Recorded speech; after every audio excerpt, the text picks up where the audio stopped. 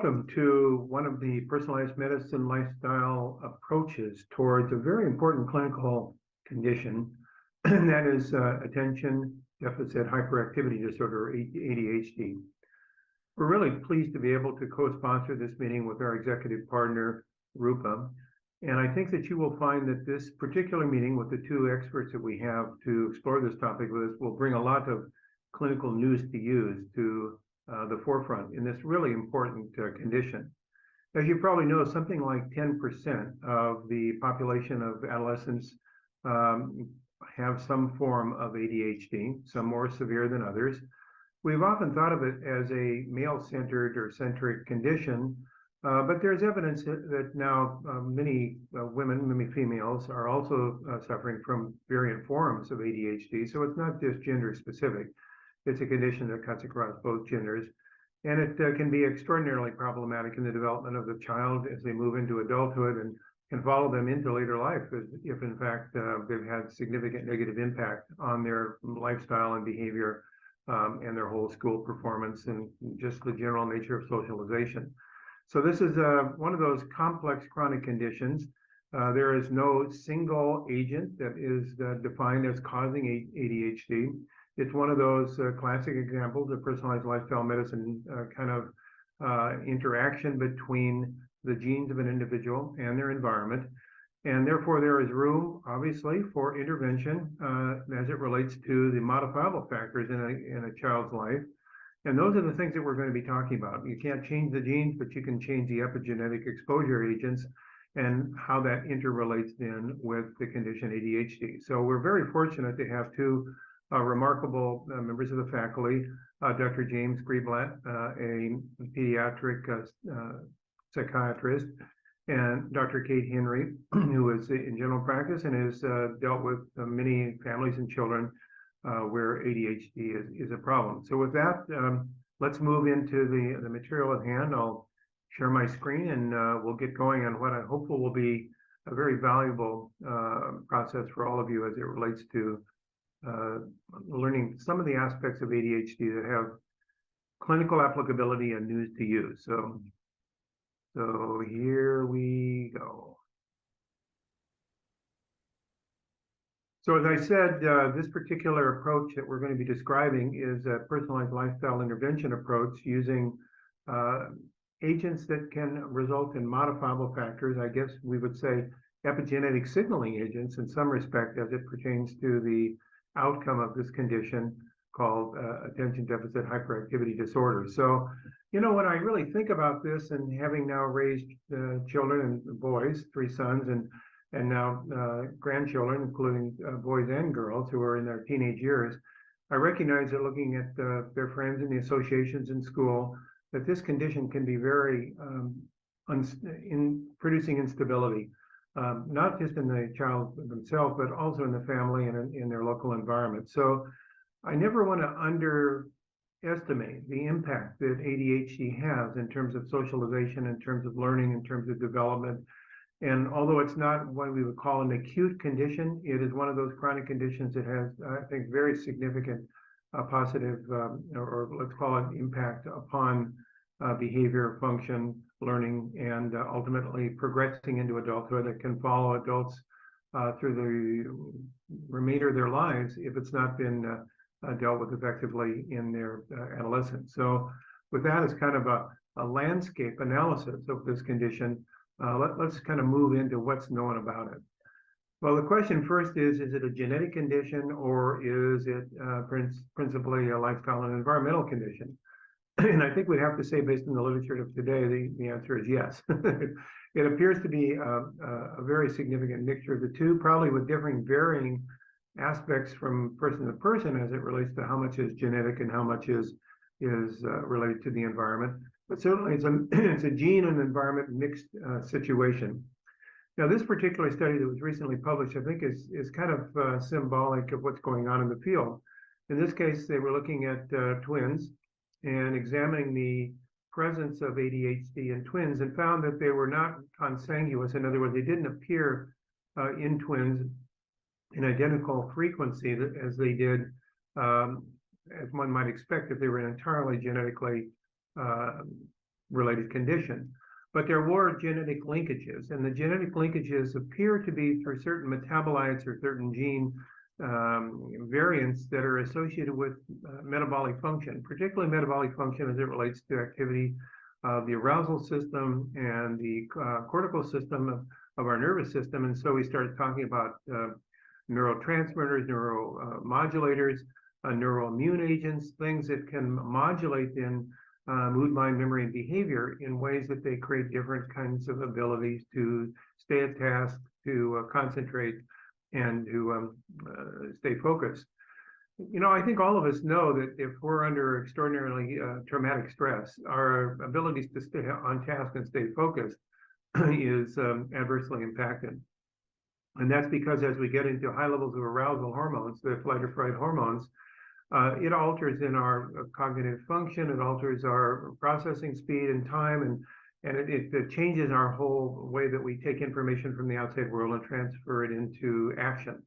And so if you think of ADHD as being kind of a variant form of that condition that stays with the child, can be maybe aggravated by the hormones that occur with changes in adolescence. It can be related to the environment that they're finding themselves in the schools and just the whole nature of going through that process where uncertainty about where you're going in life is certainly present.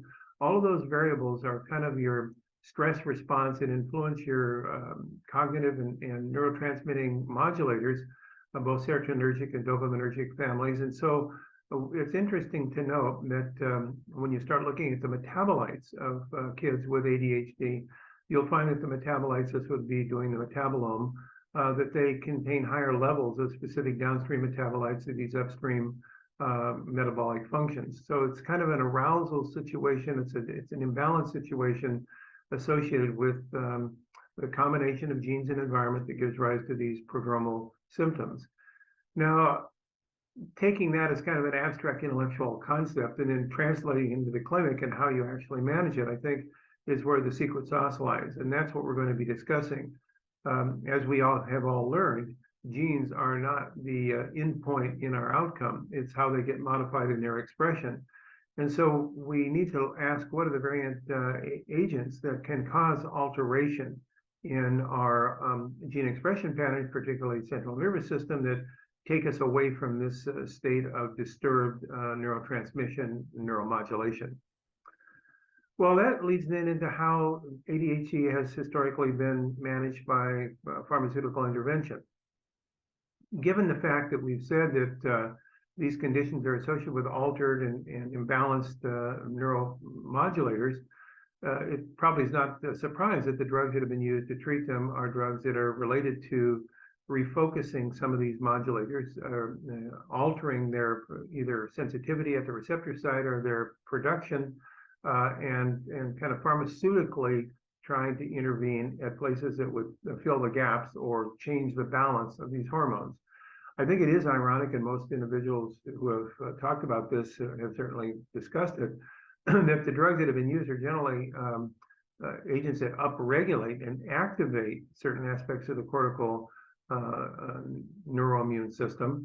And so you have the methylphenidate-based medications like Ritalin and Concerta that we know actually kind of upregulate certain aspects of function, but by so doing probably then mask the imbalance of other areas. So it's kind of a way of teasing the web or pulling on the web to try to get it to be more in the balanced state of focus. So you haven't reduced things or you haven't entirely normalized things, but you've used a kind of a synthetic intervention to distort the web in such a way that allows the neurotransmission processes to land on things like focus and attention.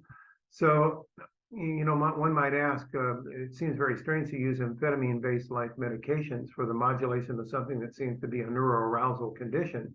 But it's more than a neuroarousal condition. It's a neurotransmitter imbalance condition. And so this is one of the pharmaceutical ways that one might synthetically manipulate these pathways. And they play very important roles, I think, in the serious cases of ADHD, where a child is really on the edge or kind of even maybe starting to fall off the edge. and pretty dramatic intervention is needed to bring them back. It's not the be-all and end-all. These drugs are not things that one would consider forever. These are drugs that one would like to think is a passage through a therapeutic intervention to a more balanced intervention using the types of things that we'll be talking about, lifestyle interventions and environment and diet.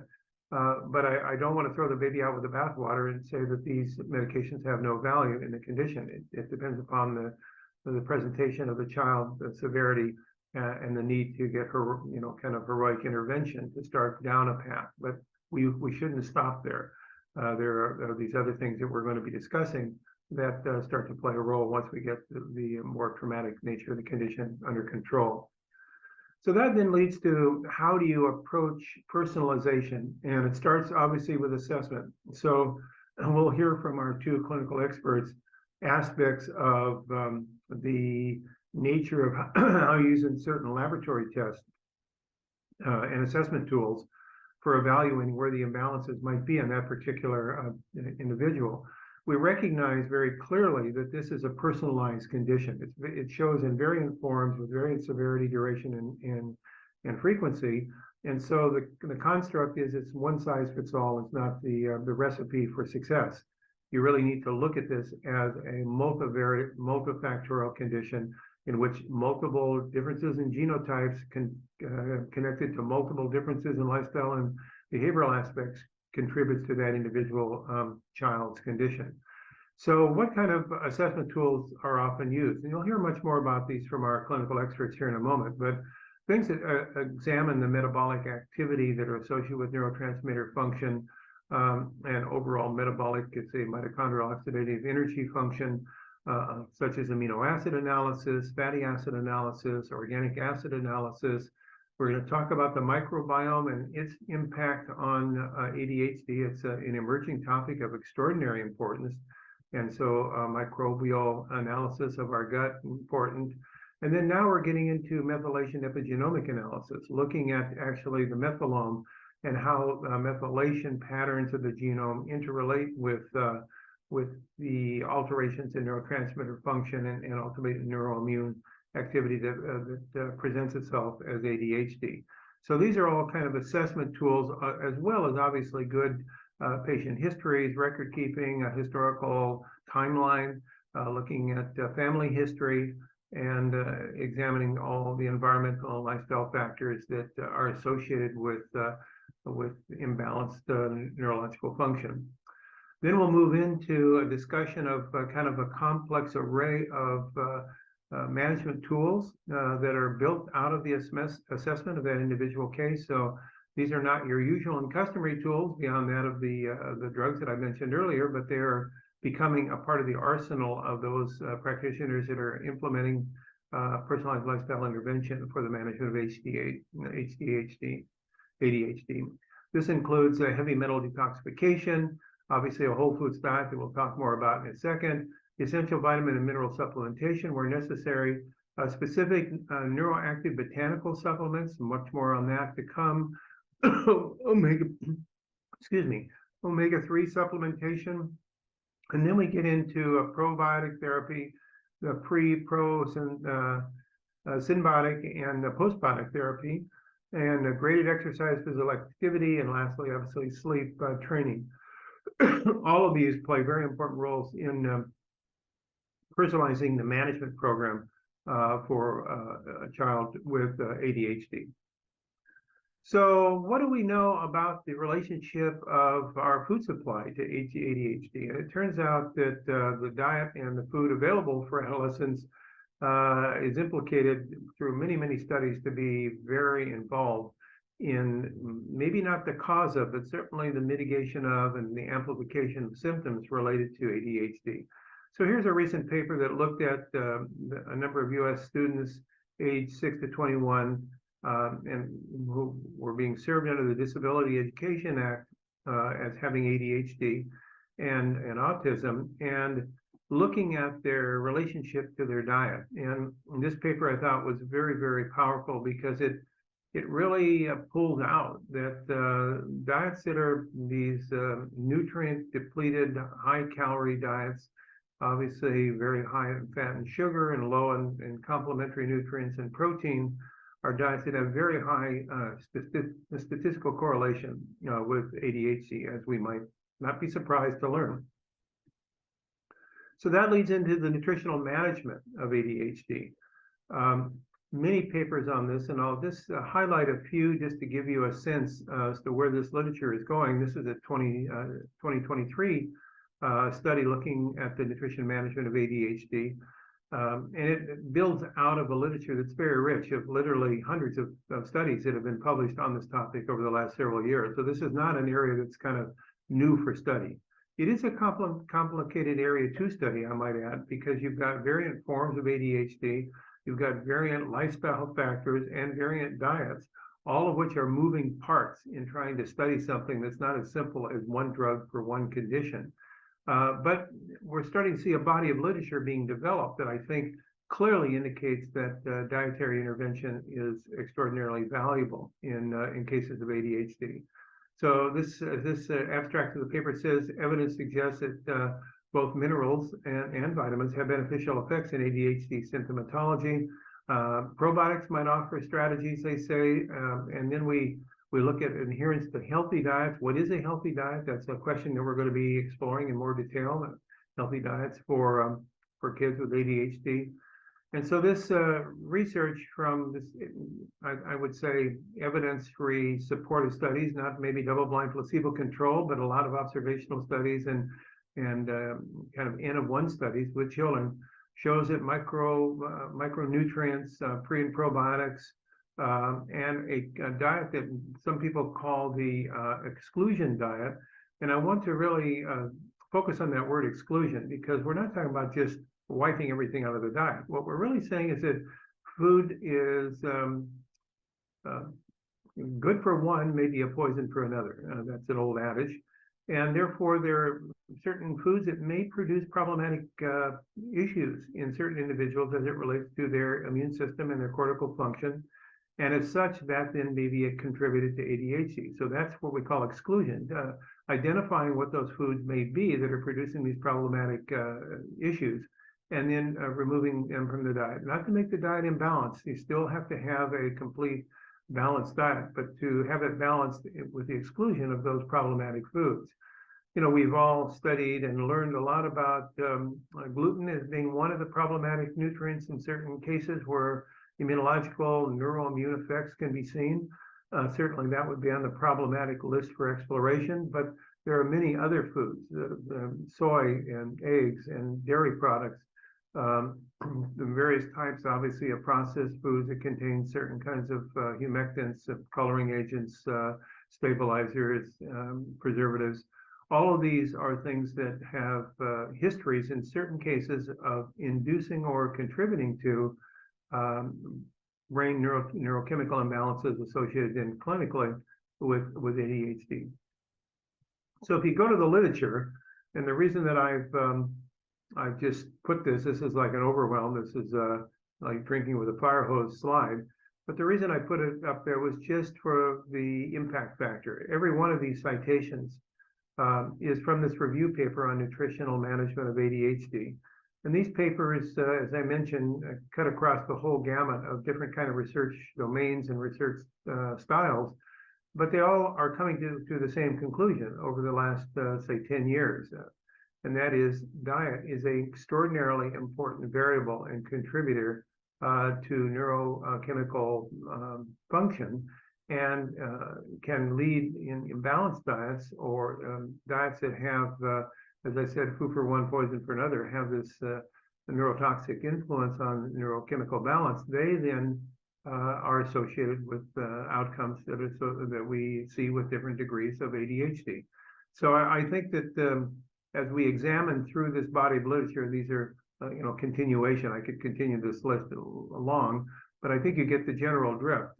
If you look at the bibliography of these papers, they contain a tremendous support for the concept that specific agents within the diet, specific families of nutrients, say zinc, for instance, plays a very important role in neurochemical behavior, and then heavy metal toxicants, cadmium, lead, arsenic, not a heavy metal, but a toxic element, aluminum. All of these become problematic modulators of neurochemical behavior.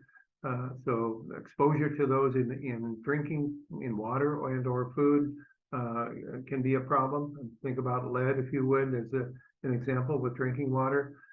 We then go on into vitamins and the role that various B-complex vitamins play in neurotransmitter regulation. Then we go on from there into essential fatty acids, particularly the omega-3 family. So literature resides around all of those families of nutrients and their role that they play in brain biochemical function and ultimately in the balance or imbalance that we see presented in ADHD. So I just want to kind of make the case that this is not a story that's being made up on the run. There is a tremendous body of literature, clinically valuable literature that helps guide us in our development of intervention programs. So if I was to put this into kind of a schema, a cartoon-like schema, this is how I would kind of categorize all these factors. So let's, if we can, first look at the upper left, and that's transgenerational epigenetic effects. You know, it was not too long ago that, in fact, I would say in the last 10 or so years, that it was discovered that these epigenetic alterations that occur as a consequence of our lifestyle can be, some of them can be transgenerationally transferred, and so can go on to the next generation. So there has been a question asked whether some of the increasing frequency of ADHD could be a result of inherited epigenetic effects from the previous generation. I think there's still a lot of work going on in that field. I wouldn't say that's locked and nailed, but there is some pretty strong suggestive evidence that there is a epigenetic inheritance component.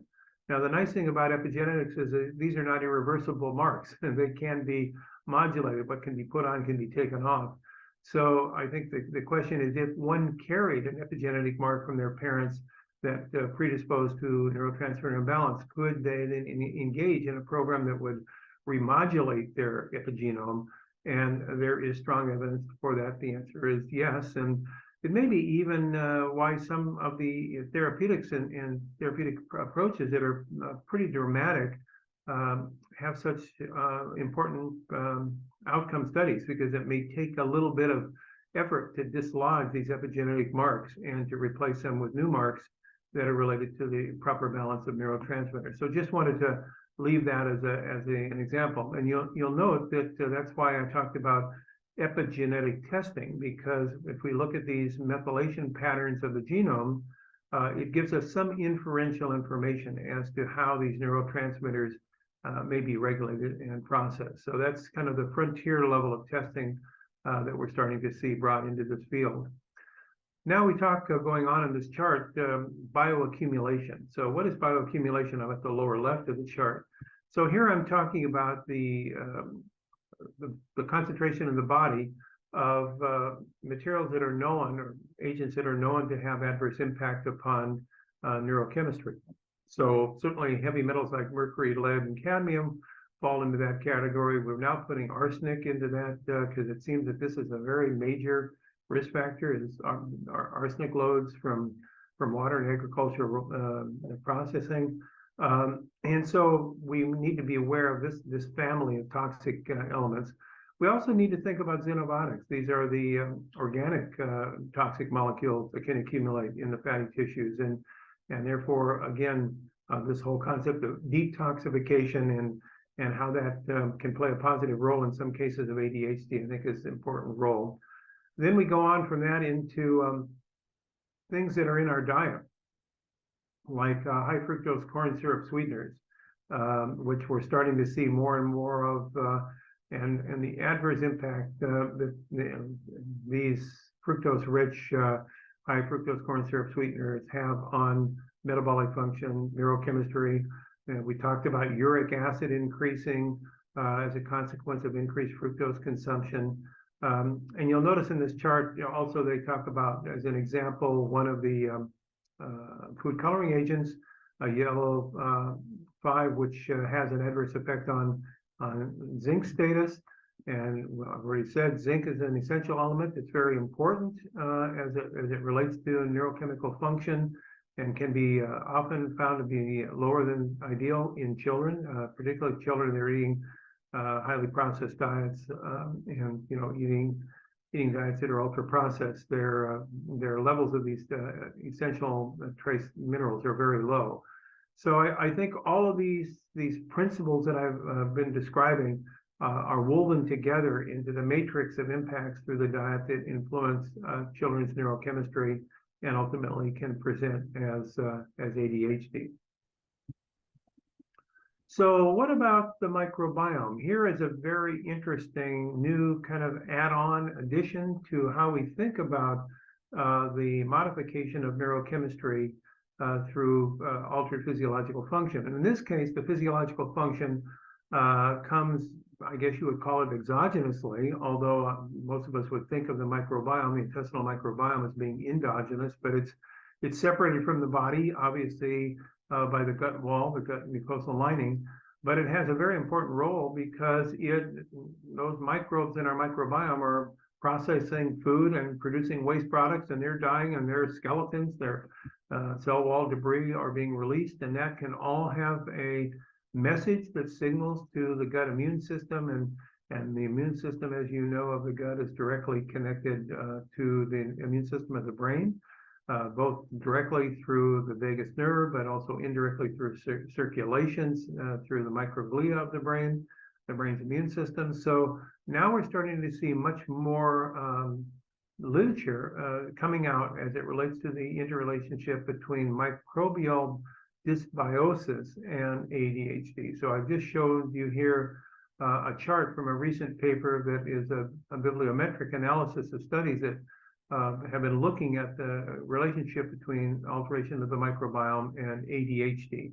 And so if you go back to 2012, you'll notice that there were very few studies being published, but as you get up into 2021, you'll notice that this is kind of starting into this J-curve, starting into this rapid rise in publications that are demonstrating the important role that the microbiome plays in ADHD. So I think that should be really an important part of our kind of review of systems review of kids.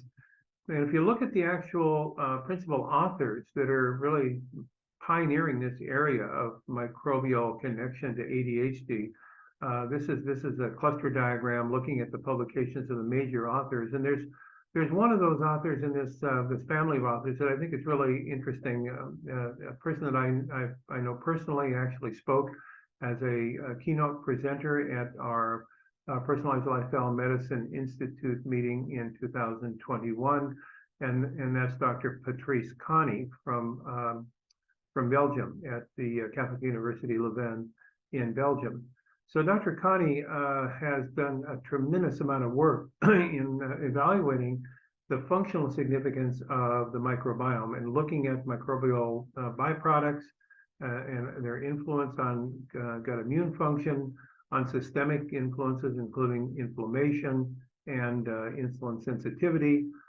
His group was one of the first groups to discover that certain microbes could, in the gut, were related to weight management and also to lowered inflammation and to the improvement of insulin sensitivity related to type 2 diabetes. But the body of work of Dr. Connie and his group, which cuts across many areas, has also focused on microbes that have neurochemical effect and have modulating effects of neurochemistry and how that interrelates with both ADHD and autism. And I find his body of work to be very, very insightful because it always seems to be a little bit ahead of the rest of the group that tends to follow in this research area. He is the first person I think that was credited as understanding the important role of the mucus layer of the gut lining and how a specific member of the microbiome, Akkermansia mucinophila, plays a role in that and helps to protect against dysbiosis and leaky gut, and subsequently then inflammation and insulin resistance. So I think that what we're starting to see through investigators that have a deep body of knowledge and literally hundreds of research papers in this area is a deep drilling into the recognition of the importance that the microbiome plays in conditions like ADHD. So if you were to choose one person that you might want to do a literature search on to get started into this field, I would suggest Dr. Connie might be a good place to start. What we're really starting to see, however, is a diverse group of investigators across many countries in the world who are starting to look at this connection between the microbiome and the immune system and neurochemistry associated with the clinical symptoms of ADHD. So put that prebiotics, probiotics, symbiotics, and postbiotics on your list of potential therapeutic agents, and we will be discussing that in greater detail with our clinical experts. So that leads then into kind of a summary that you're going to hear much more detail of what are the personalized lifestyle medicine approaches for intervention with ADHD. And again, I want to emphasize this is a broad-based interactive approach. It's not a one-shot kind of a therapy. I think there's some experimentation, there's some trial and error, there's some iterative planning. So this is not just see the patient once, give them a program, they go home and it's all fixed. It's a iterative process to both find the right principles that will match in that patient's need, but also the things that that person will be willing to do. And recalling that we are dealing often with ADHD with adolescents.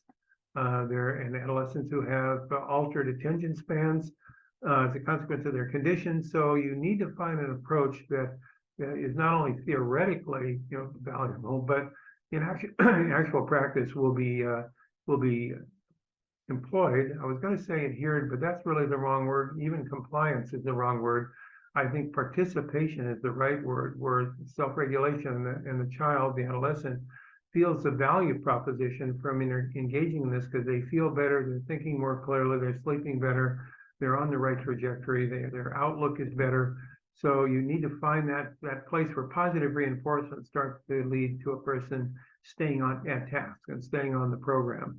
So again, I want to emphasize there's some art in this development, and maybe there are some clinicians who this is not their cup of tea, but for those individuals who have taken this on and really enjoy working intimately with the patient to find the right program, this can be extraordinarily rewarding, because the outcome in these kids who, once they hit their sweet spot, is so amazing that you can't help but feel that the efforts were worth it. So we start talking about, obviously the exclusion diet that I talked about, identifying things that may be problematic for the child and getting that out of the diet, but balancing the diet by other foods. And this would be maybe higher protein and lower, obviously very low refined carbohydrate, obviously very low sugar, higher fiber, particularly soluble fiber as well as insoluble fiber as prebiotics. And then making sure that you're away from foods that produce adverse response in that particular child. We tie that together, obviously, by getting away from sweetened beverages. And now I'd even say synthetically sweetened beverages. There's more and more evidence that the polyol sugars like erythritol are not desirable. And we go down the list of sugar substitutes, but we see that there are problematic issues on the microbiome, virtually all of these. So I would suggest learning that sweet is not necessary in everything that you drink or eat is very, very important as part of this process. And then we go down into, lifestyle principles of the removing exposure to potentially toxic chemicals, heavy metals, regular exercise, activity, promoting that, getting away from too much screen time. We'll talk more about that in the discussion with our clinicians. Working on sleep hygiene, making sure that there is some attention to sleep and the quality of sleep, stress management, all these things that we think about in terms of an integrated holistic approach as part of a personalized lifestyle intervention become cornerstones in the therapy for ADHD. And we'll learn more about the use of therapeutic nutrients and therapeutic botanicals as adjunctive agents here from our clinical experts. But I'd like to leave this introduction with one thought, and I think it probably comes through fairly loud and clear, and that is the key is personalization and patience. Maybe those are the two P's. Patience with the treatment program and helping to be a cheerleader with the patient. Maybe it's a adolescent and their parent or parents, and reminding yourself that this is not a one-size-fits-all. It needs to be personalized, and so the program needs to be modified both in terms of the need of the person for their neurochemical function, but also in terms of how they integrate this into their lifestyle and actually stay on it and do it. The best program that's not applied and not stayed with is not going to do any good. So it's a combination of kind of find that sweet spot, that reality between what you would like them to do and what they're willing to do, and then iteratively moving forward. The success of this can be extraordinary. The outcome can be fantastic. And the sense of fulfillment that you've helped a child through a very rugged time, it can be very, very challenging, not just for that period of time, but maybe the rest of their life. I think pays the dividend for all the efforts that go into this. So with that in mind, I will get out of sharing my screen, and we'll go back to just thank all of you for your participation, and thank Rupa Health for their being a partner in this program. And we'll move now on to our clinician experts, Dr. James Greenblatt and Dr. Kate Henry. So now turn it over to Dr. Greenblatt. Thanks so much, and we'll be back to you for the panel discussion at the end. Stay tuned. That's one of my favorite parts of these programs. I think there's a lot of news to use in the panel discussion. Thanks again for being part of this program. My name is Dr. James Greenblatt. I've been practicing child psychiatry for over 30 years. Particularly focused my career on the treatment of ADHD. And what I'd like to share with you in this brief presentation is a discussion of some of the micronutrients that are overlooked, as well as some of the simple phytochemicals that can be used to support the treatment of ADHD. First, I want to just talk about what is ADHD. And the work that I've done over 30 years is helping parents and professionals understand ADHD is a neurobiological disorder. And if not treated, there's significant consequences. And what are some of the untreated consequences of ADHD? And many of you are already familiar with it. It affects relationships, your family life, academic achievement, careers, eating habits, higher incidence of binge eating and obesity, driving skills, and probably the most important, self-esteem. Your child or your loved one who's clearly able to work and achieve and function and feel better about their life, but due to the symptoms of ADHD, the inattention, the impulsivity, they are not able to work up to that potential. And to be dramatic, untreated ADHD in adolescent, here's a study that demonstrated young drivers, untreated, have 2 to 4 times as many crashes as their peers without ADHD. The risk of totaling a car exceeds that of someone legally drunk.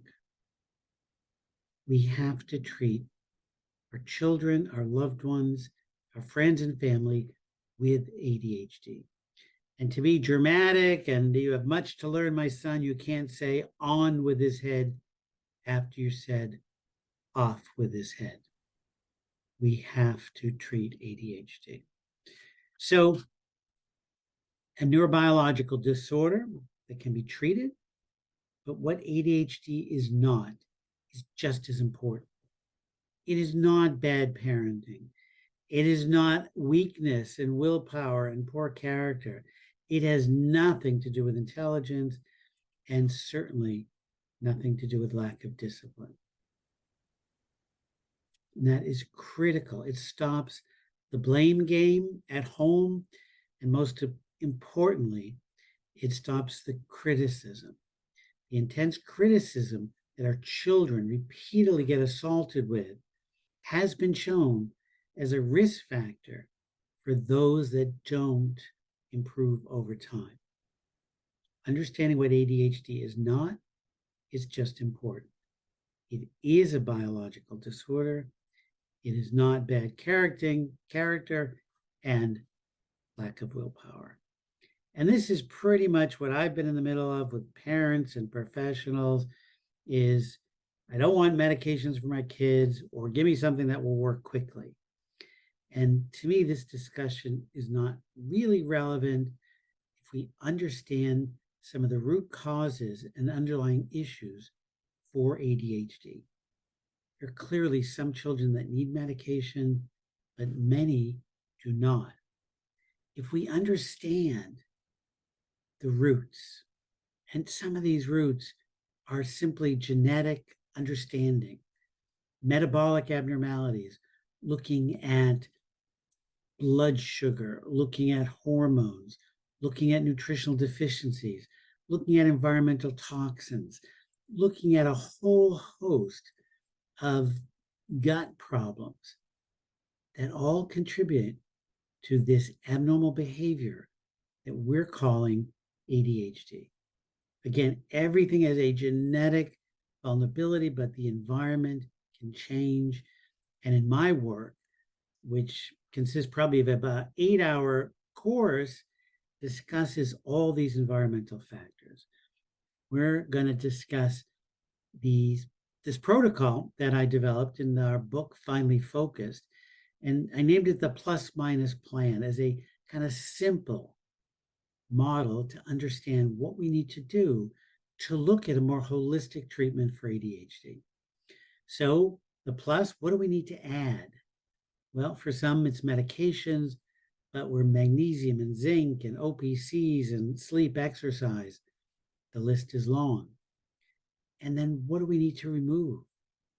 There are clear environmental toxins, pesticides, artificial colors, copper, ultra-processed foods that needs to be removed. So for our purposes, for this presentation, we're only going to talk about a few things: magnesium, zinc, OPCs, and maybe a little copper. A small snippet of a holistic, what we refer to as the plus minus plan for the treatment of ADHD. So we'll start with magnesium, and this is the research. Magnesium, as you know, is a mineral. It's involved in hundreds of enzymes throughout the body, and the research have demonstrated ADHD children are low in magnesium. The research has demonstrated the lower the magnesium, the more severe the symptoms, and magnesium supplements improve mood, sleep, and attention. So some of the studies here, this is one study looking at a number of children with ADHD, and they found 95% documented magnesium deficiency. And this deficiency linked to ADHD symptoms. In my practice, I put that number a little higher, probably 99.99. The vast majority of kids and adults we're seeing have magnesium deficiency. I'm not quite sure why. I believe there's probably some genetic component why it is so common, magnesium deficiency. And then we have research looking at supplementing children with magnesium for 12 weeks, magnesium supplementation. And this research study demonstrated improvement in ADHD, improvement in sleep, and improvement in emotional problems. And another study looked at giving magnesium supplements to children with ADHD who were deficient, and look at the results, pretty dramatic. Less hyperactivity, less inattention, less oppositional, and better executive function, their ability to make decisions and think in a goal-directed fashion. Pretty dramatic. And again, the research Magnesium is the most common nutritional deficiency we see in ADHD. The lower levels, more significant, and magnesium supplement improves mood, sleep, and focus.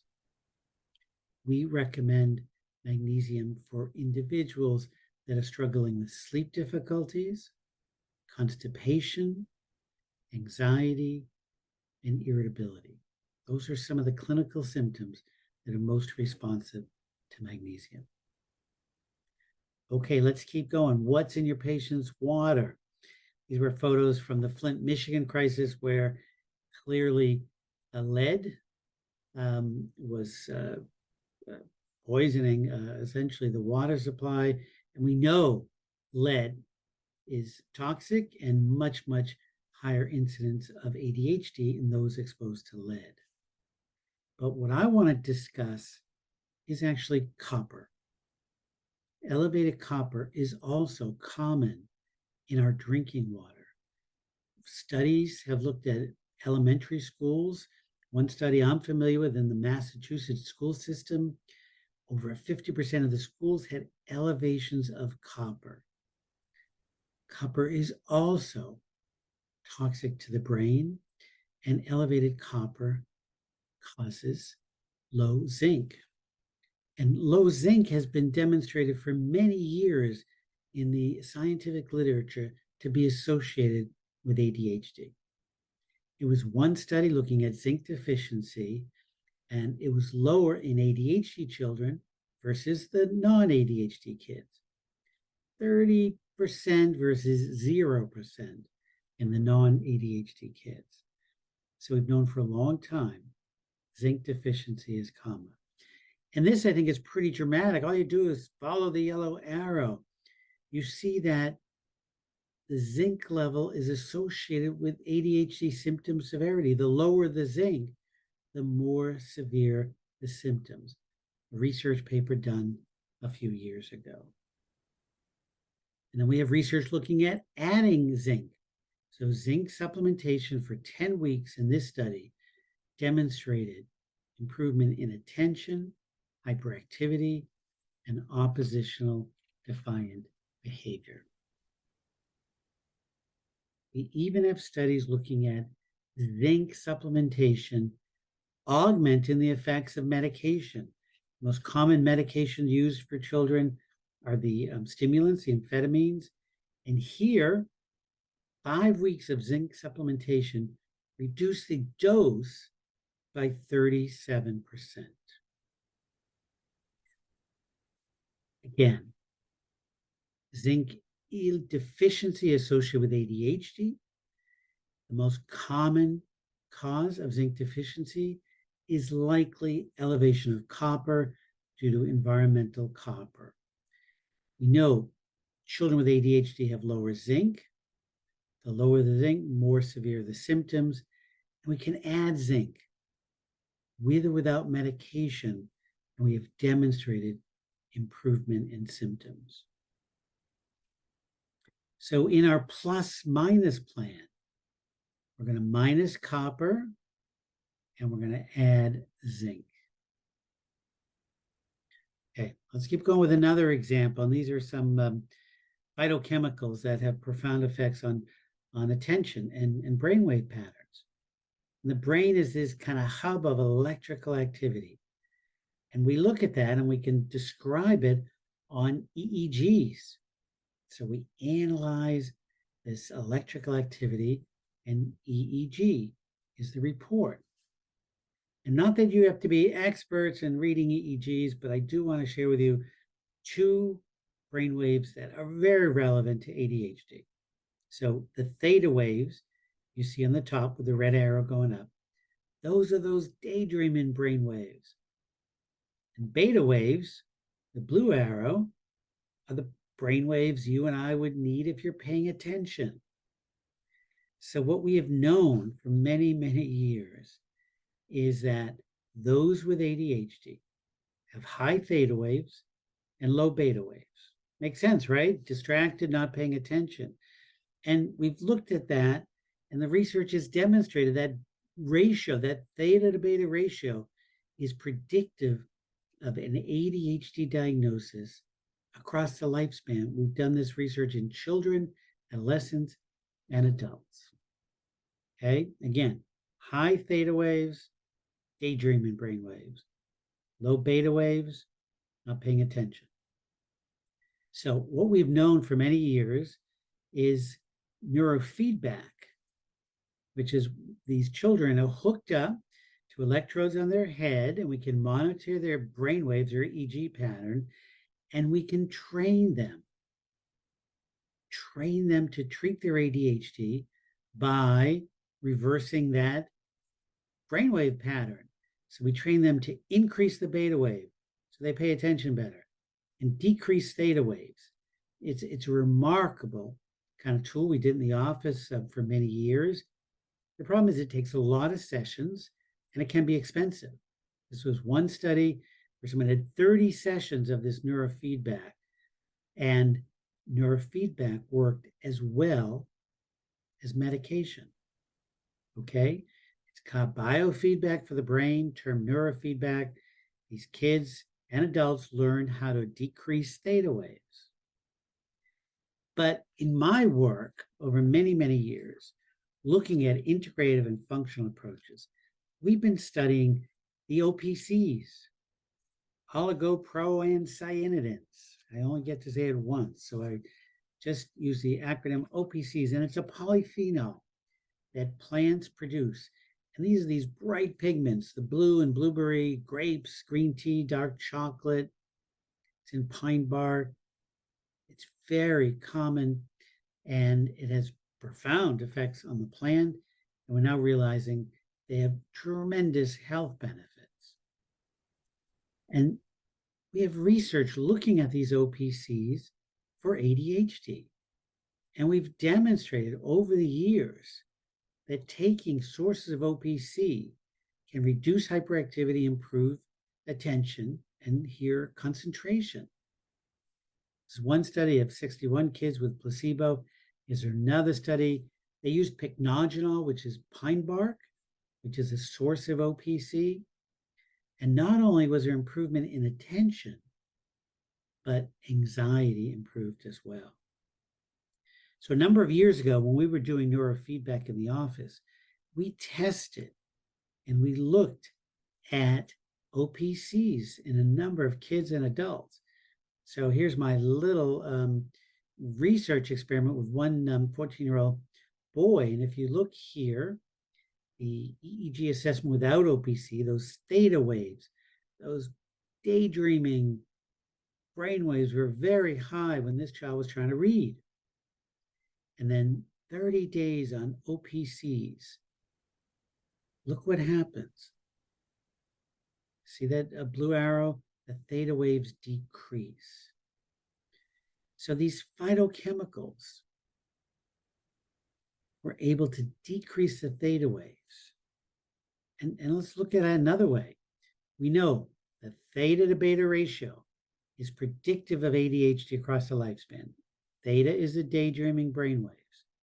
Beta is paying attention. So if we improve that ratio, these kids just do better. Adults do better. And for 20, 30 sessions, many individuals can benefit from neurofeedback. It's expensive, it's time consuming, and it doesn't work with everybody. But OPCs, the green tea, the pine bark, the grape seed, the red wine, the blueberry extracts, these are all concentrated sources of OPCs that I've used for almost 30 years now to help children and adults focus and pay attention. So when we think of ADHD, in this brief presentation, I only had time to talk about a few things. Magnesium being the most common deficiency, high copper and low zinc.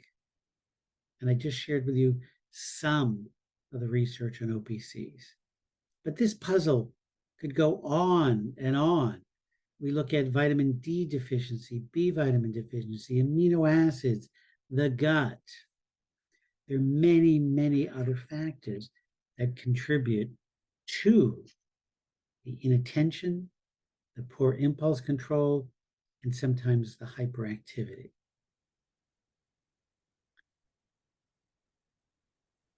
So here's the plus minus plan. What needs to be added? What needs to be removed? Some of these we can make educated guesses. Yes, sleep is critical. I think a better name for this disorder might be sleep deficit disorder. We understand the profound implications of not sleeping, and we understand the power of mindfulness and diet. But so many of these other factors, vitamin deficiencies, when to use probiotics, it's all based on testing and what to be removed. Again, some of it's common sense, like artificial sweeteners and ultra processed foods. But some of this has to be tested. We can test for gut dysbiosis. We can test for imbalanced brain waves. We can test for high copper. So the plus minus plan helps parents and professionals look at all the factors that we need to consider when we're addressing and evaluating someone who has ADHD. These are some of the ones we were able to talk about today. So I need you to take a minute to just think about the brain.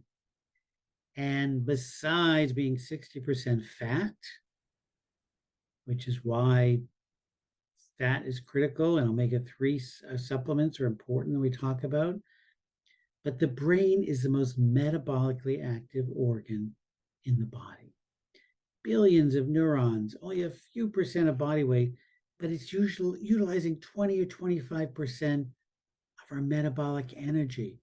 So when we think of nutritional deficiencies, we need to appreciate the fact that mild nutritional deficiencies will affect the most metabolically active organs, the brain, before other physical manifestations. So we cannot talk about nutrition and nutritional deficiencies and diet as alternative medicine. Nutrition and understanding the role of nutrition and brain function is just good medicine. Our physicians, particularly our mental health professionals, our psychiatrists, get no training in understanding the role of nutrition and brain health. Certainly not in understanding the role of nutrition and ADHD. So here again, the plus minus plan written in the Finally Focused book goes through the protocol, the research and the protocols for parents and professionals to begin to identify those factors that are contributing to ADHD. There's clearly a genetic vulnerability, but there are factors that we can treat and make a difference. It doesn't mean medicine might not be necessary for some individuals, but a nutritional approach, the plus minus approach, will minimize any side effects to medications if medicines are necessary. So I want to thank you. We have our educational programs at psychiatryredefined.org. And what I hoped to share in this brief presentation is that ADHD is a biological disorder. There's genetic vulnerability, there's environment and diet that all affects brain function. And if we look closely, if we look at all the physiological factors, we can better assess a personalized treatment path. And we can use words like remission and recovery and provide hope and help our children work up to their potential. Thank you. Hey guys, I am thrilled to be here with you today to pick up right where Dr. Greenblatt left off. So you've heard a lot about the importance of micronutrients and OPCs in treating ADHD. I'm here to tell you how to put that into clinical action a bit more when it comes to testing and treatment. So we're going to focus on the big ones that Dr. Greenblatt talked about. We're also going to talk about some herbs because plant medicine can be really powerful in helping with ADHD, but you need to know what herbs to use to do the trick. So just a reminder, in case you're watching these two videos far apart, why are we covering nutrients in ADHD? Well, folks with ADHD tend to have a higher incidence of nutrient deficiencies in things like vitamin D, zinc, iron, magnesium, omega-3s, and more. They also tend to have different dietary patterns than people who don't have ADHD. So folks who do have ADHD, think about it. Cooking requires forethought, planning, things that can be really hard if you don't have great metabolic activity in your frontal lobe. So you might not be cooking as much, and instead you might be grabbing prepackaged foods. What that means is that people who have ADHD tend to consume a diet that's a bit more high in processed foods, high sugar, high fat foods. And so it's our job to help them consume a more whole foods diet because we know based on the evidence that will help their symptoms. I'm here to tell you how. That sounds really good, but it's like, how do you do that in clinical practice? We will chat through it. So same thing with magnesium. As you heard from Dr. Greenblatt, folks with ADHD just have lower serum levels of magnesium than folks who don't. And given that, what do you do about that? So there's a couple different things. First of all, how do you assess your client to see if this is true for them? And secondly, what do you do if you find that? So let's start with intake, because a lot of times we think about assessing nutrient status, we think drawing blood. But for a lot of our clients, that's complicated. It could be too expensive for them. Maybe they can't get to a blood draw site. Maybe it's going to take them 4 months to get to a blood draw site because they have ADHD. So I always actually like to start by looking at the diet and seeing how much is someone getting of this nutrient. So let's think about the average RDI for magnesium being somewhere between 300 and 400 for anybody who's like a teenager or older. What do you think the number one source of magnesium in the US diet is? I'll give you a minute to guess. It's actually pumpkin seeds.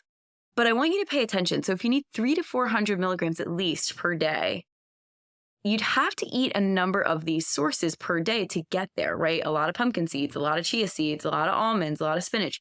You'd have to eat a combination. No single source of these foods eaten in a regular serving will give you more than 40% of the magnesium you need in a day. So it is tough to get. You have to be intentional.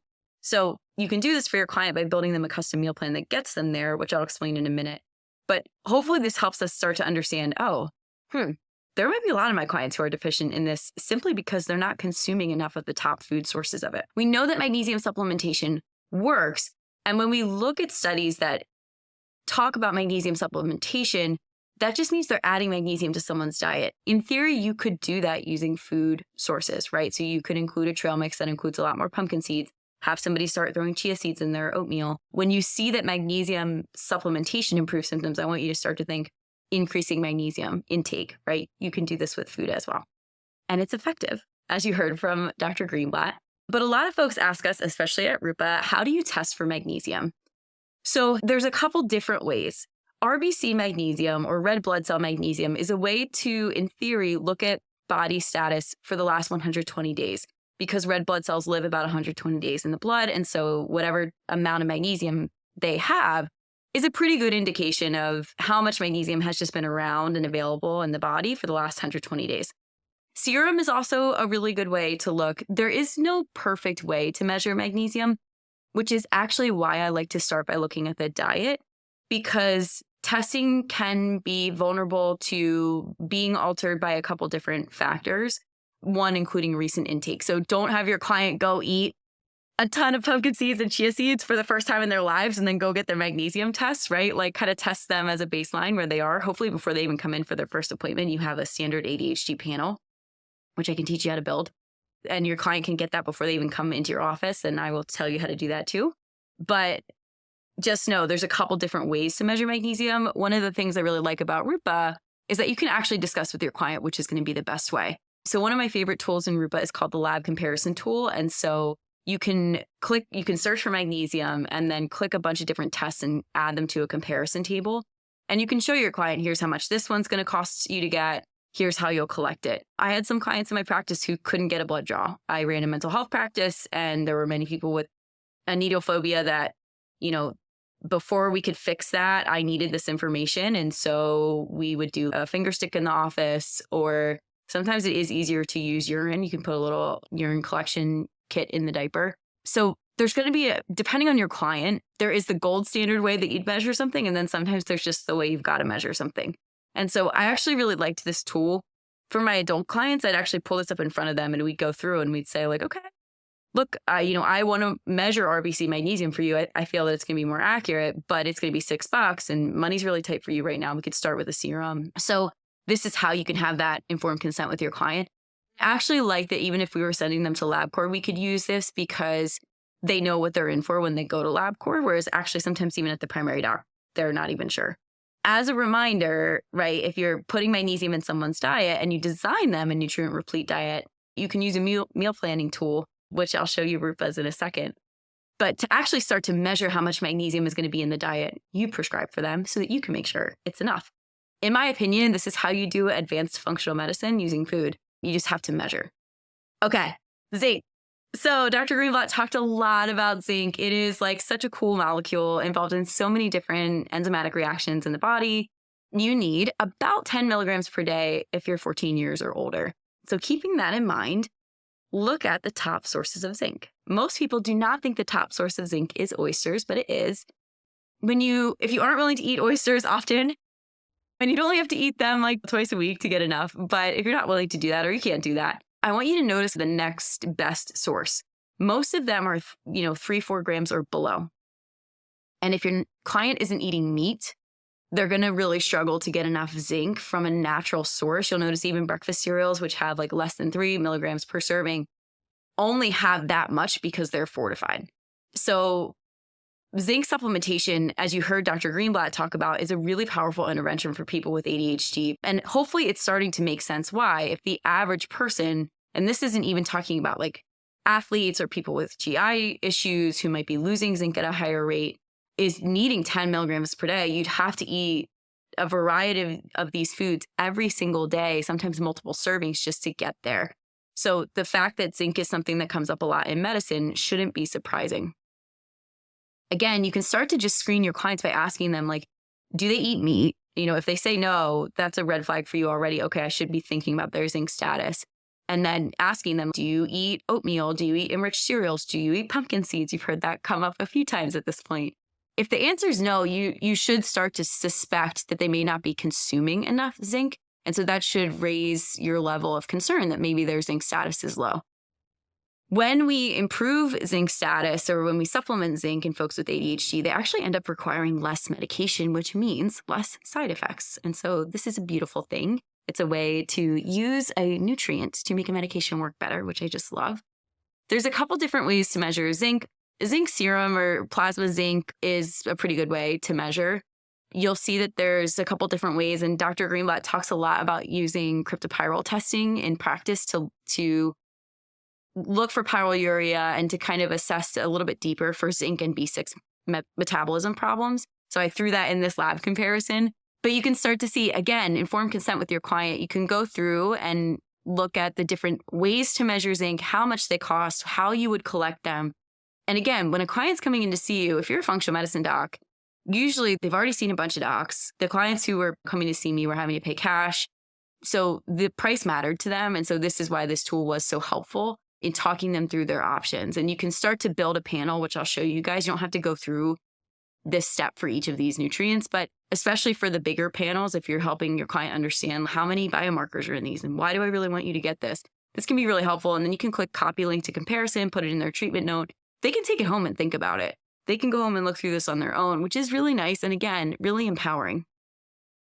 Again, remember, check in the diet. If you're going to build your client a therapeutic diet, in my opinion, and I'm a stickler for this, and I was in my practice with my RDs, but you should make sure it's zinc replete or make sure that they're taking home a zinc supplement. Otherwise, you're not doing food as medicine for your client. This is a snapshot from Chronometer, which I'll talk you guys through.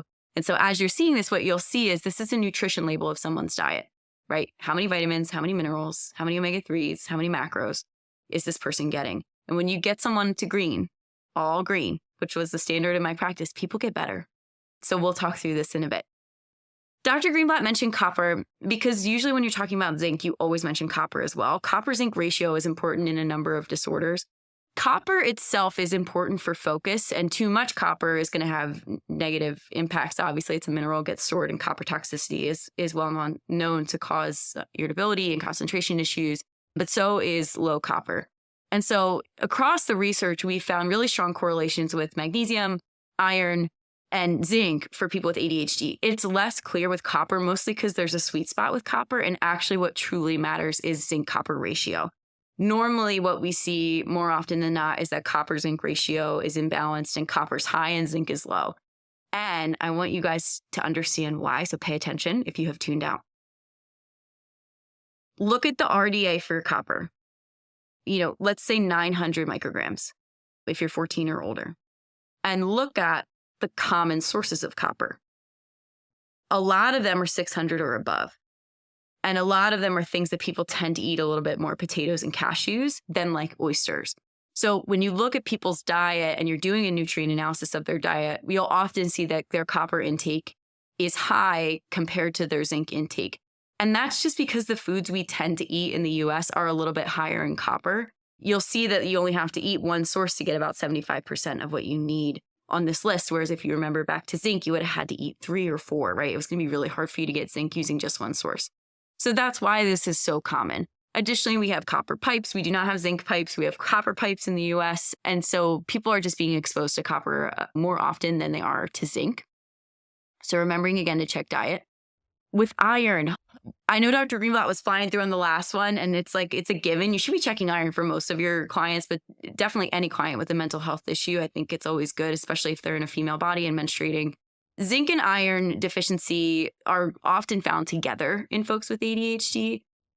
And when you treat folks with ADHD who have anemia, they get better. Having ADHD just makes you more likely to have iron deficiency anemia, interestingly. They have a higher instance of anemia in this population. But a lot of our population in the US just has deficient iron intake to begin with. So if you aren't familiar with the NHANES study, I highly encourage you guys to check it out. Your tax dollars have paid for it. Use this with your clients. The CDC, NIH, everybody teams up every decade, basically, and surveys our population to figure out what's our population deficient in. When we started doing this decades ago, this is how we figured out everybody was deficient in iodine, which is why so many people are getting goiters, because iodine was low in the soil. And so we started putting iodine in salt, which is why we have iodized salt in stores. The most recent publication revealed that our top nutrient inadequacies are actually vitamin B6, iron, vitamin D. And so since iron's in the top 2, just if you're in the US treating folks, this should just be something that in general should be on your list as a top nutrient to consider screening your clients for in terms of ruling out a deficiency. You need iron to carry oxygen to every single cell in your body. You need it to concentrate. But look at the RDA, right? So particularly in pregnancy, people need a lot more. So you'll see that normally folks need anywhere from 10 to 15 milligrams if they're a teenager or above. You need it more in your teenage years. But particularly if you're pregnant or have been pregnant, your body needs a lot more iron. And so knowing that you need really anywhere between like 10 and 30 milligrams per day, I want you to take a look at this list. Most people are shocked at how often oysters comes up on these top foods list. One thing you'll notice is because we know that our population tends to be low in iron, we have fortified breakfast cereals the same way we put iodine and salt. And so fortified cereal is actually the number 1 source of iron in the US. But if you wanted to get your client iron from natural sources, they'd have to be consuming things like oysters, beans, beef liver, lentils, spinach. Now, this is actually fairly easy to do using a meal plan if your client's willing to eat these foods. If your client is not willing to eat these foods and they're not consuming enough iron and they're anemic, then you definitely want to supplement, and it will improve their ADHD symptoms when you get them repleted. If your client's taking a PPI or a proton pump inhibitor, just know it's going to increase their risk for iron deficiency anemia just because it's interfering with the absorption of iron. And so this should be high on your list in somebody that's being treated or other gastric issues that interfere with iron absorption, or heavy bleeding, either through like a menstruation or a GI tract issue. So iron supplementation works. We know that when we give kids with ADHD iron, along with medication, their symptoms improve. So again, a lot of times when we're talking about natural treatments for ADHD, people think it's either or, they have to choose nutrients or meds. And that's not the case. You can use both together. And when you use nutrients with meds, the meds work better. You've heard me say that a few times at this point. Check iron and ferritin in the blood. Like, you guys are medical professionals, you're used to doing this, continue to do that. But I did think it was interesting. You can check for iron in a number of ways. And again, if your client is really averse to having their blood taken, you could use other methods. I don't recommend it. They're not gold standard, but I just wanted to show you that we know no matter how we check iron in people with ADHD, whether we look at their hair or their urine or their brain, their iron is low. So if you have a client with ADHD, screen them for iron intake and screen them for iron status. Know if they're low in iron, particularly if they're a kid, it actually puts them at increased risk of absorbing and storing more toxic metals than someone who is iron replete. And that's because of the way metallic ions in general are absorbed. If you have a lot of iron, it just occupies a lot more space and isn't going to allow you to absorb as many metals that are similar to it because you're already full. You want to be iron replete because that's going to reduce the amount of lead that you absorb if you are exposed to lead. Kids are exposed to lead at a lot higher of a rate, particularly little kids, because they're crawling around on the ground. They're like, we all think about like eating a paint chip that's on the floor if they're crawling, but really it's more that they're like crawling in the dirt. And because of leaded gasoline, there's lead in our soils. Catching lead toxicity early can change a child's whole life. We absolutely know that lead exposure is linked with ADHD. The American Academy of Pediatrics and CDC both say that there is no safe or non-toxic blood lead level. The blood lead level that's acceptable for kids has been being lowered every single year as we get better information. You definitely need it to be below 4. And blood lead levels above 5 are considered elevated even in adults.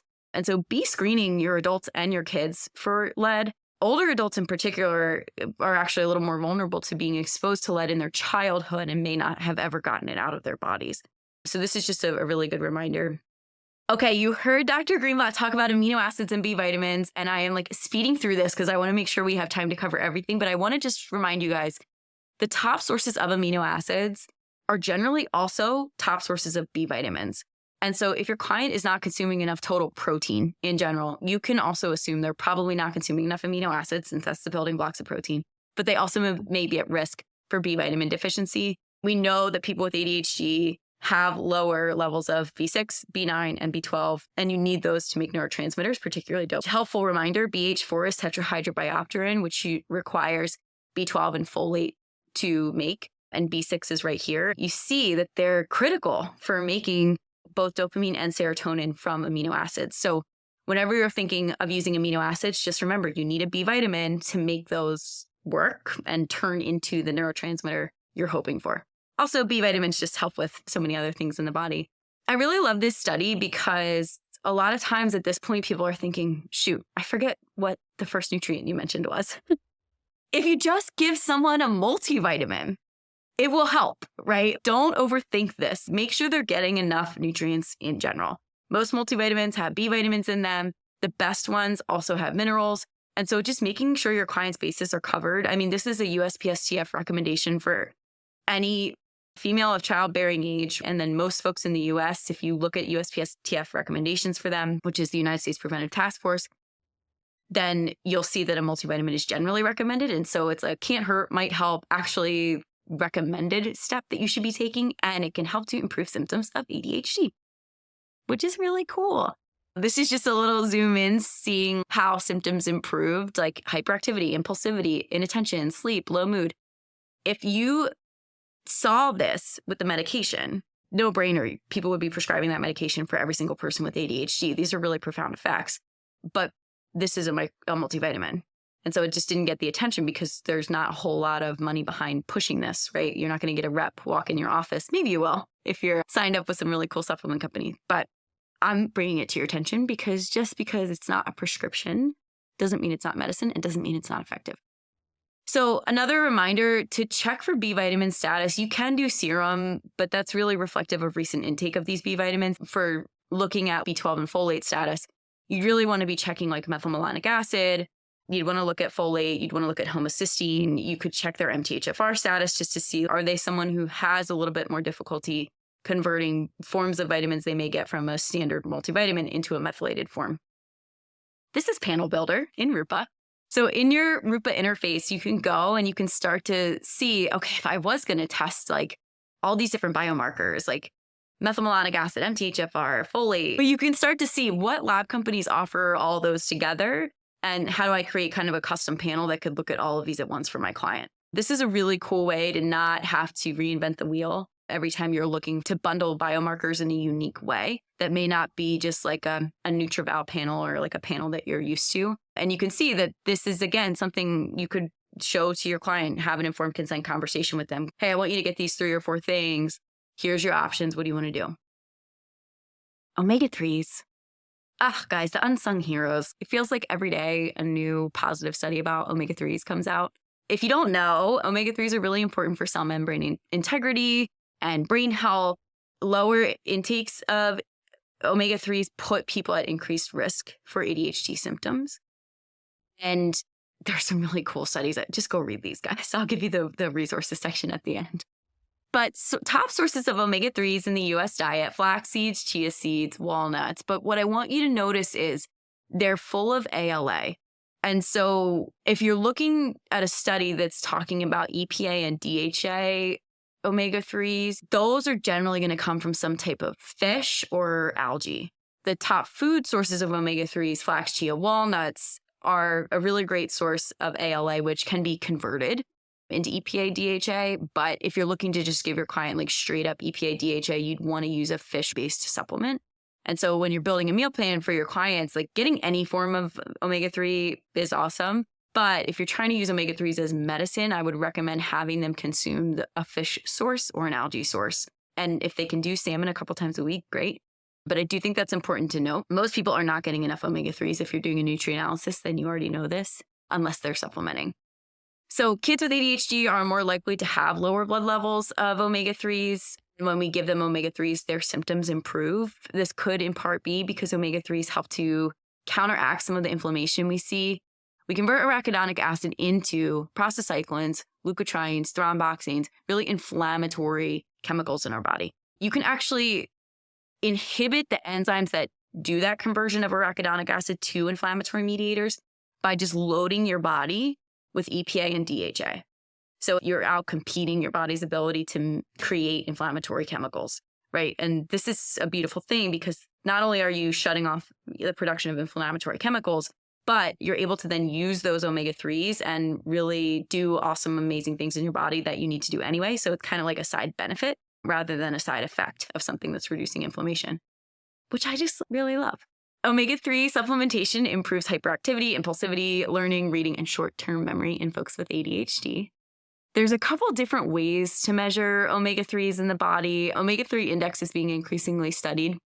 I like RBC omegas. There's a ton of options, but either way, definitely be screening for intake. Remember, omega-3s can interfere with things that affect blood clotting, and so just be a bit careful there. Antioxidants, you heard Dr. Greenblatt talk about OPCs, which are a type of antioxidant. We could get really down and nitty gritty with this, but I think this is a study that like summed it up pretty well. This is looking at the intake of wild blueberries. And so if someone eats 1.5 cups of fresh blueberries, it can provide acute cognitive benefits in children.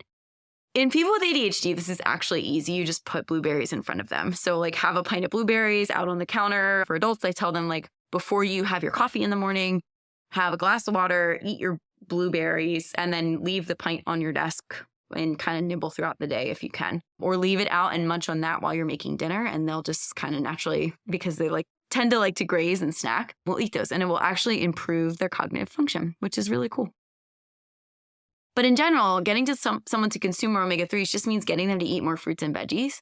And they also make things like blueberry syrup that is just made from blueberries that you can have them start to put on their waffles or their oatmeal, eat in a smoothie, right? If they're really pressed for time and, they can make a smoothie and take that with them all day, have them start to add really concentrated sources of antioxidants like dark fruits and vegetables. So berries is a really great one. One way that I find is actually fairly easy to screen for intake of antioxidants is looking at fiber, but also you can just look at their intake of vitamins C and E because those are top antioxidant nutrients. When you look at fiber, C and E together, if those are low, you can generally infer they're not eating a ton of fruits and vegetables. And so that would be an area that you'd want to push on. thinking about dietary patterns, we talked about how people with ADHD tend to consume more processed foods. But I think something that's important to remember when we're thinking about doing food as medicine for folks with ADHD is that they do tend to have food sensitivities. And food allergies affect blood flow in the brain, they affect metabolic activity in the brain, they affect immune activity. And so making sure that your client doesn't have food allergies or sensitivities is really important in general, any mental health issues, but particularly for ADHD. We also have had evidence for decades at this point that what's called oligoantigenic diets, or very low allergen diets, so like getting rid of things that are common allergens like wheat, dairy, eggs, peanuts, fish, corn, soy, maybe not all at once, can help to improve symptoms. And this is another study that demonstrates that. And then we also find that when people adhere to a Mediterranean diet that has more vegetables, legumes, fruits, nuts, seeds, fish, they're just at decreased risk for even developing ADHD in the first place. So lots of reasons to help your client eat a low allergen whole foods diet. Just as a recap, when you're thinking about what do I think about making sure my client's getting enough of, or what do I consider when I'm thinking about creating a dietary food as medicine plan for my client with ADHD, this is your summary slide. We're going to go through an example. Okay, 10-year-old boy. Take a look at what he eats. You may recognize this or feel like this is reasonable if you're treating people in America. Cereal and milk in the morning, maybe pizza and a little thing of milk at lunch, comes home, eats some spaghetti. Maybe during the day is having an apple and some potato chips as a snack. What you'd see with this person is that their dietary nutrition label for this day looks like this. Gray means not enough. Red means too much. If we zoom in and we think about, well, what are the nutrients that we particularly care about in someone with ADHD? The zinc intake, too low. Magnesium, too low. Copper, too high, right? No surprise here. And again, this is like a pretty typical diet, I think, for a lot of our kiddos in the US. And so you'll see that what we have been telling you is true actually plays out right in front of our eyes as we go through a diet like this. Also low fiber and low protein, which means functionally a high glycemic diet, right? Fiber and protein help to slow the absorption of sugar from the blood. And so when someone is consuming more carbs and not enough fiber and protein, they tend to have more blood sugar fluctuations during the day. And so as you heard Dr. Greenblatt mention in his presentation, not great for folks with ADHD. We'd want to fix that. So how would we do that? Simple. I'm going to show you how I did it. So I would swap out potato chips for a power bar. I'd give this kid some gummy multis as long as the kid was able to brush their teeth consistently. And then I'd want them to have a little, instead of like the potato chips or another additional snack during the day, we might give them the power bar at school. Write them a note. They're allowed to have a power bar and an apple at school for a snack. Then when they come home, maybe they have a few cookies and then some pumpkin seeds and raisin trail mix, or you can like actually crumble them all up or kind of make oatmeal chocolate chip cookies that have pumpkin seeds hidden in them. And so if we do that, those are not big changes, right? And I'd actually have them get a pepperoni pizza because like, why not? Maybe a little extra bit of protein there. What you'll see when we do that is that this was the original diet, right? Protein intake was about 40% of what we'd want it to be. We got the protein up to 86%. Not only that, but this was the diet before. Look at all the gray. This is the diet after. Lots more green. And particularly enough zinc and enough magnesium, which is great. We also help them get a lot more protein and fiber, as well as B vitamins. So doesn't have to be hard. Some simple stuff. What I also did was have them swap wheat pasta for lentil pasta. Lentil pasta has a lot more protein, fiber, and minerals. Swapping chips for a power bar means that they're still having a snack. A lot of power bars taste like candy, but are actually really full of awesome amino acids and protein. And then you heard me talk about the multi-gummy, trail mix, and pepperoni. So not super hard, but we made a big difference with the nutrients that we care about and got this client eating a much more nutrient replete diet, which over time is what's going to heal them, to be honest. You could do this really easily with the Rupa Health food planning tool. So you see, this is me saying I want to, instead of spending 3-4 hours making custom meal plans, which is what I used to do in my practice, I just tell the Rupa AI tool, I want to eat 3 meals and 2 snacks a day. I want it to be high protein, anti-inflammatory, include lots of blueberries, make it high fiber. I don't want any of these top allergens. I want it to be this many calories, and I need this many omega-3s and this many grams of protein per day. You hit generate food plan. It will start to build it for you. It takes about maybe 1 to 2 minutes. And so you're talking with your client as this is happening. And what you get at the end, this would be in one page, I split it up for you guys. and there would be 7 here, but I just wanted to make it big enough so you could see. You get this really beautiful meal plan at the end that you can see. It gets 100 grams of protein a day, is making sure that there's blueberries every single day. You can customize it from here, so you can put a lot more stuff in here, like they really like Thai food and Mexican food. They really like chips. They really don't want to eat fish. Whatever you need to do, customize that. And actually, you can ask your client this, and it's kind of fun because you're just like, tell me the food you hate. Tell me the food you won't eat. Type it in, click, 2 minutes, you're done. They take this home, they test it out. Rupa saves practitioners time. They save me 15 hours a week in my practice, which is why I love them so much and always will. By making lab ordering easier, doing customer service for your clients for free. And then now with the meal planning tool, our goal is to make practicing functional medicine easier so that more folks can do it and you can help more people. That's how we heal the world. Okay, herbal medicines, real quick. If you're not up to date on the research, ginseng and ginkgo used for a few weeks can significantly improve things like social functioning and hyperactivity in folks with ADHD. Pycnogenol, which is just pine bark, is really cool. So most of these are referred to as nootropics. So they do help boost blood flow and metabolic activity in the frontal lobe, which is why they're helpful for ADHD. They also have very low side effects for the most part. And so really cool. Pycnogenol you can use along with medication. Take note of the dose. If you're not an herbalist, make sure that you're consulting with one or a naturopathic doctor or somebody who's familiar with these herbs before you use them. But these are herbs that can truly help with ADHD. My favorite new study is about saffron, 20 to 30 milligrams a day, which is not a lot, has similar efficacy for ADHD symptoms as methylphenidate, one of our most popular ADHD medications, right? Look at the symptom reduction at 6 weeks. It's the same. Saffron, unlike methylphenidate, does not come with side effects. And so, in fact, it probably comes with side benefits because it's so anti-inflammatory. And so I want to highly encourage you guys, this is a can't hurt, might help. Let me take that back. That's a can't hurt, will help remedy. And you can actually use this alongside medication as well. So if you have a client that comes in and either they or their parents don't want to use meds, think about reaching for the saffron. You can use saffron as a spice on things as well, but getting the 20 to 30 milligrams per day is probably going to be easier if done in a pill. And they do make the pill form of saffron. Bacopa is another nootropic that has shown to improve things like learning problems, impulsivity, psychiatric problems in people with ADHD when used over several weeks. Valerian root, really helpful for sleep. And sleep does tend to be a problem for folks with ADHD. This is very sedating. You wouldn't want to use it alongside other sleep medications. You wouldn't want to use it if someone was operating heavy machinery. You definitely don't want to use it if you're not trained in herbal medicine. However, it is in things like Sleepy Time Tea Extra, right? And so if you've checked all the boxes and you made sure it's safe for your client, you're giving it at a dose that's appropriate for their age, height, weight, and you've done all your due diligence, consider this as part of the toolkit. There's also, we did another talk on ADHD where we talked about sleep, and melatonin has also shown to be really effective for folks with ADHD. And so this is all just really extra awesome good news for you to use for your clients. Okay, does this really work? You're probably wondering at this point. Sure, this is all really great, but does it work in clinical practice? Let's talk about Mike. Mike was 29 years old. He came in, he was already taking ADHD medications, but he was crashing really hard at the end of the day. He wasn't getting complete resolution of his ADHD symptoms, even on the highest dose of ADHD medications. He was fatigued, he had brain fog, he had insomnia, he had depression, anxiety, he had a ton of issues. He just wanted to feel better, and he still wanted his ADHD to be under control. As you can see with his nutrient analysis, yellow means not enough. He wasn't consuming enough of many of the key nutrients like zinc, like magnesium, like all the B vitamins we talked about, and definitely wasn't consuming enough protein. And so those were food as medicine places that we focused on for him. His vitamin D was low. Everything else was normal, but I'm showing you these reference values because they do actually improve by the end of the study. And so we did time-restricted feeding for him, so 12-hour eating window.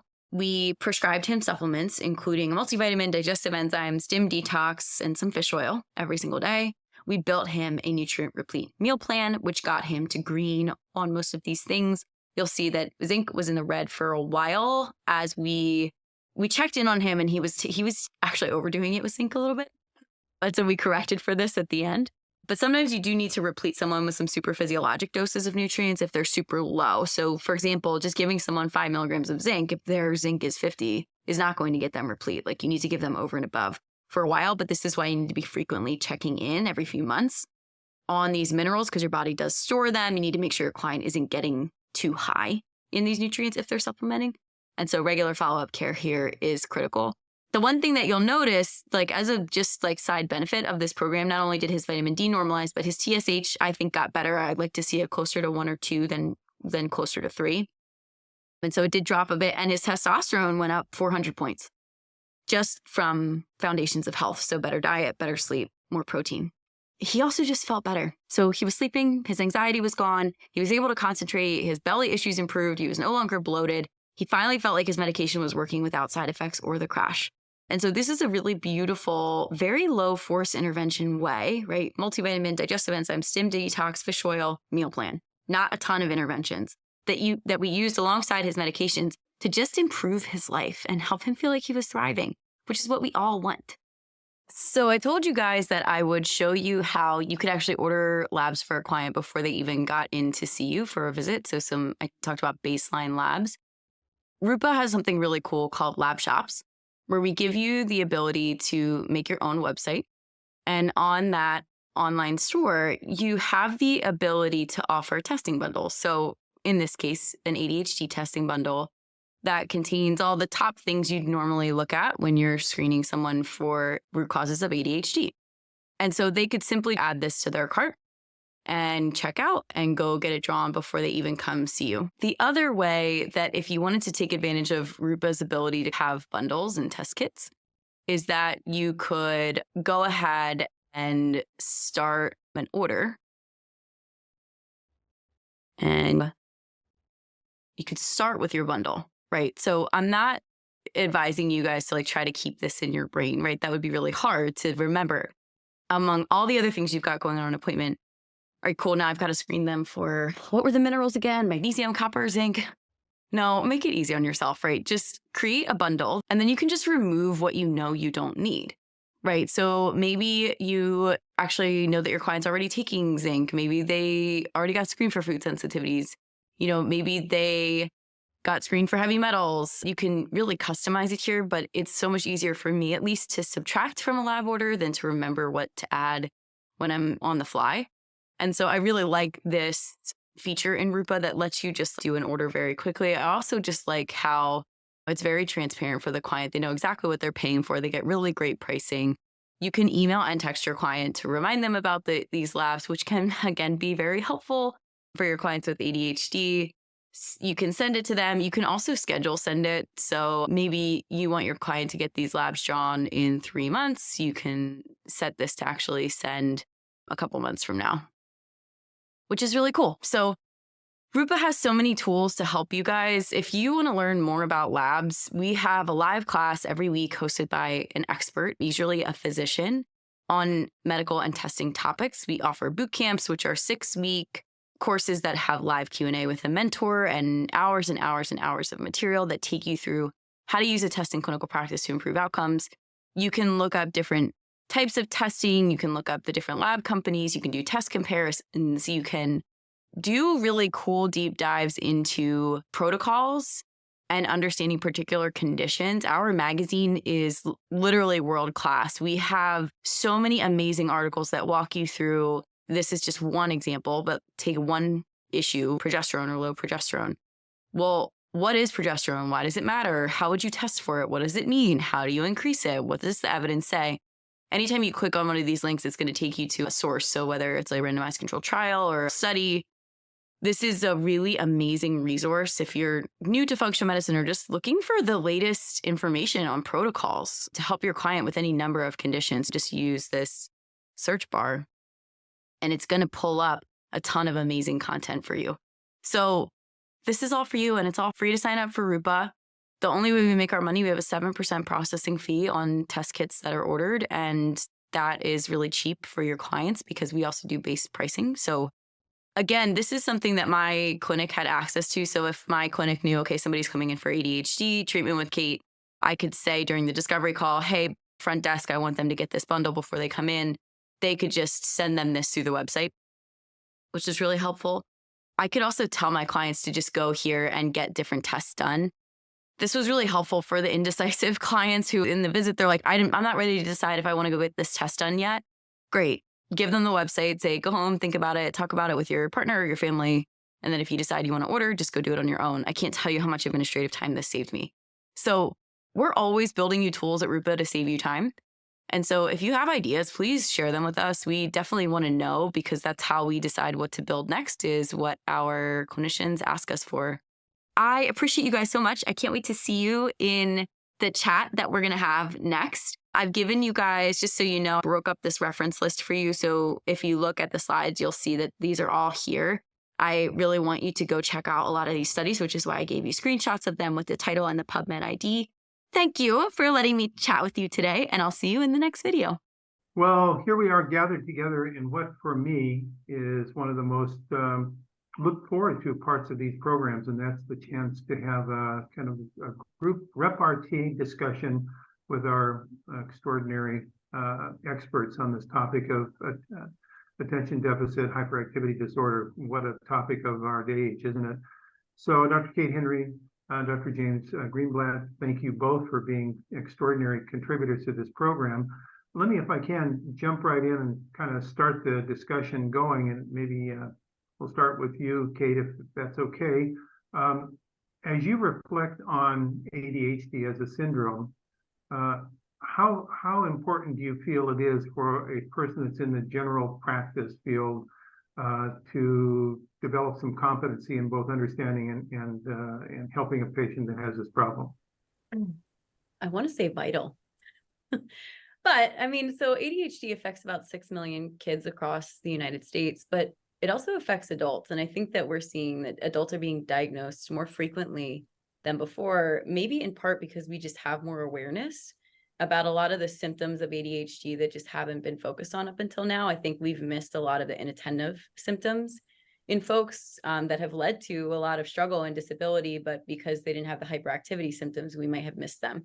And so in my practice, I saw a lot of adults coming in who had been treated unsuccessfully for anxiety, maybe, or had always struggled in school and at work or with relationships, and finding out that they had ADHD as part of what was going on with them allowed us to find and heal the root cause, and then allow them to continue to live lives that were just free of the struggle.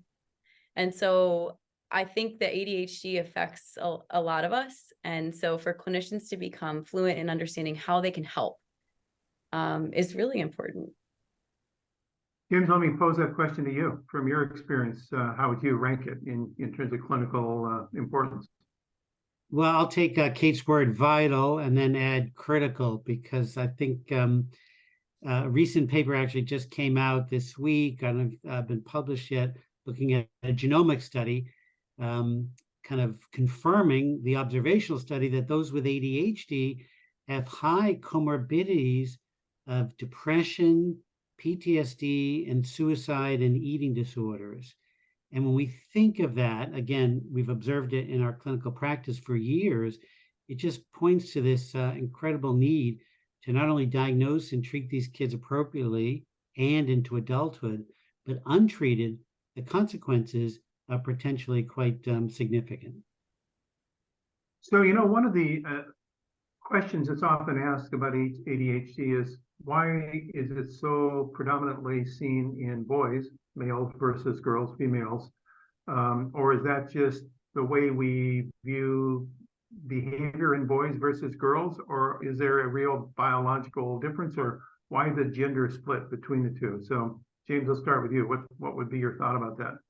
Sure. I mean, I think it's one of the tragedies of my long career, because girls weren't diagnosed because they weren't hyperactive or impulsive, but they did have ADHD. They were primarily inattentive. And a lot of these kids ended up with anxiety and eating disorders in particular. So there's still a high proportion of males to females, but a large number of girls and adult women are just not diagnosed because their symptoms are slightly different. They're not as disruptive and hyperactive, but they still struggle with the same neurochemistry that we call ADHD. Kate, your thoughts? I 100% agree. Yeah, and I think we have some cool data about hormones and their involvement in ADHD symptoms, and just knowing that, you know, boys with ADHD tend to have lower levels of DHEA, and, you know, I think that what Dr. Greenblatt's talking about with phenotype makes sense, and that we've missed the inattentive aspect in girls, but I think we've probably also missed it in a lot of boys as well. And I think we're probably still catching up with that research, to be honest.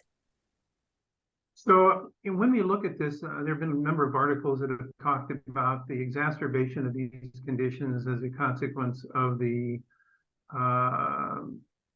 electronic fixation we have now to our media, particularly our cell phones. When you're dealing with this problem clinically, how important is that kind of screen time component in your review and evaluation?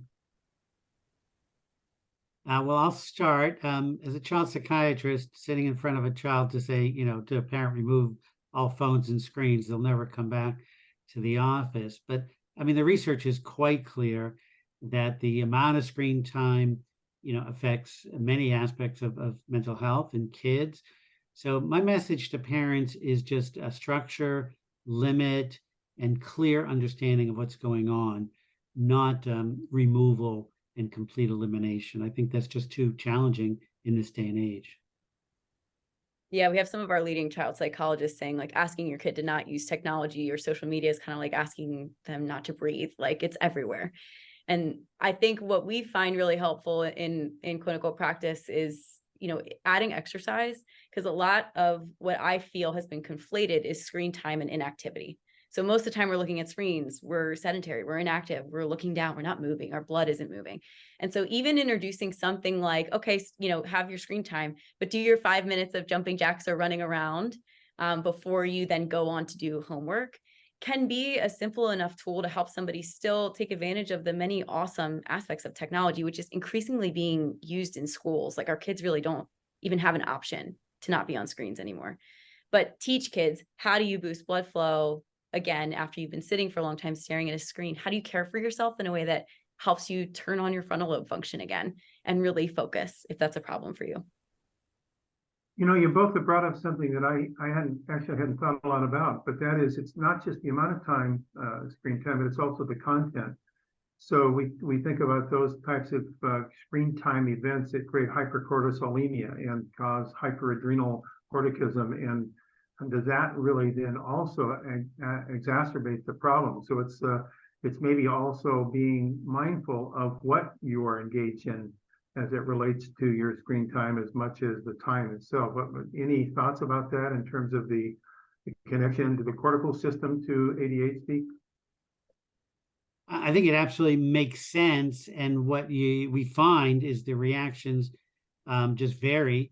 And some of the hardest challenges for parents is the anger and rage if they ask these kids to stop. And that's clearly, driven by that neurochemical pathways. Yes. Anything that's like highly stimulating is going to kind of create its own reward loop. And I think that's where Dr. Greenblatt and I both hear parents say, well, my kid can't have ADHD because they sit for hours and play their video game, or they sit for hours and, watch social media. Well, helping educate those parents and those kids, like, if you're looking at something that has its own intrinsic dopamine reward or that gets you really amped up, it's going to be really hard for you to disengage from that. And then it's also going to make it harder for you to focus on things that are less stimulating. And so just like building that awareness can be really helpful, particularly for parents who are thinking about, how do we put some reasonable limits around this so that our kids can thrive? Thank you. So then that leads to another question that I've often heard parents ask, and that is it safe for me to use things that would be used for adults for modulating mood, mind, memory, behavior, like botanicals, or are those really out of bounds for kids? It depends on the botanical, and I definitely want Dr. Greenblatt to weigh in here. But this is why, if you're not trained in herbal medicine, guys, you want to work with a practitioner who is. So either a naturopathic doctor or an herbalist who can help you calculate the dose that will be safe for your child's body. This is going to be based on like their height and their weight and their age. And there are calculations that you can do. And then you also want to make sure that you're considering, can you use this along with any other medications that they may be taking? And so if you're not trained in herbal medicine, I mean, remember, herbs are the original medicines, right? Like, we make aspirin from willow tree bark. Like, just because it's a plant doesn't mean it doesn't have very powerful effects. With that said, a lot of the interventions that we talked about are safe to use with kids. Saffron is a beautiful example. It's incredibly safe for both adults and children and can have effects that rival the ADHD medications that we use.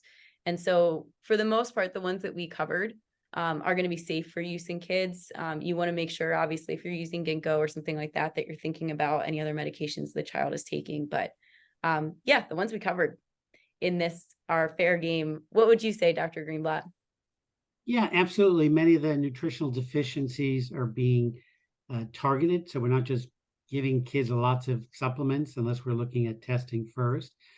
And then, my favorite phytochemicals, part of the polyphenols, these OPCs, the grape seed and the pine bark, is just both in the research and clinically shown pretty significant improvement for kids paying attention, as well as now we have for adults with memory. So, and that's been safe, and we've used that with or without medications. So that takes us obviously down the slope of our digestive tract into the microbiome. So this is an area that clearly is getting a lot more exploration, the dysbiosis and interrelationship to neurochemical changes. So in your stacking of assessment priorities, where would you put the microbiome in ADHD as a question? Well, for me, if it's not every kid, but we do testing, we do some organic acid testing looking for dysbiosis. But if we find it, we can dramatically change the course of this child's illness. So, we did one study and we found about 12% of 100 kids had a severe dysbiosis that were treated with probiotics, where the illness completely reversed. One of the things I've found is a poor response to stimulant medications often reflects a dysbiosis in the gut. And if we treat that, sometimes it resolves, or medication can then be utilized. And I think just beyond the microbiome, just looking at gut health in general, we know that conditions like celiac disease are linked with ADHD. We know that conditions like IBD, which cause an inordinate amount of loss of nutrients, are going to affect someone's risk for things like iron deficiency anemia, which contributes to ADHD symptoms. So yeah, placing the gut in the center, especially when we're talking about nutrient-based therapy, makes complete sense. So when you start into a discussion with a parent about their child's issues, knowing that these are psychobehavioral, biochemical, complex interweaving, there's what's going on in the home, there's what's going on in the child's environment with their social environment, school and friends. How do you get into that conversation, or what's a kind of a door opening way to get into it that's not threatening to the parent, that allows you to get away from the blame type of thing that often it is the first response that people might have that sets into a defensive posture? Well, I think that's the most important first step, is to get away from blaming the parents. And my line has been the same for 30 years. ADHD is a neurobiological disorder, high genetic liability. It's the biology, and we have to treat the biology, because we know psychotherapy and behavioral therapy, even family therapy, it's only partially effective. But if we hit the biology, we can make it 100% effective. And I try to dismiss the arguments about medications or no medications by just saying, we're going to address the biology. We'd like to start looking at things nutritionally and holistically. If we need medicines, that's part two. I think explaining to parents too, like what's going on in their kid's brain. So we have a ton of evidence, right? We talk about the frontal lobe a lot with ADHD and how it just has less metabolic activity and it makes it harder for kids to concentrate. Helps get rid of the shame and the blame game immediately, because we're talking about the brain. And from there, we can talk about, well, what can we do about that? What can we do to boost blood flow to this area of the brain? When folks would come into my practice, they'd have a whole, like most of your practitioners who are listening who do functional medicine, you assess for symptoms, right? So you have a whole symptom list in front of you. And so you're never just talking about ADHD. You're talking about their stomach aches and their skin issues and how it's all related. we would also do a 80 data point nutrient analysis of our clients' diets. And so we could see coming in, they weren't getting enough zinc, which right away allows us to start talking not only about biology in the brain, but about nutrition and about the research that links nutrient deficiencies with ADHD symptoms. And so when you start from that place, there really is no resistance. People just start to get excited about all the things they can do. Insightful comments. Thank you. So another question that I've heard asked is from a parent: how long will it take, and how much will this consider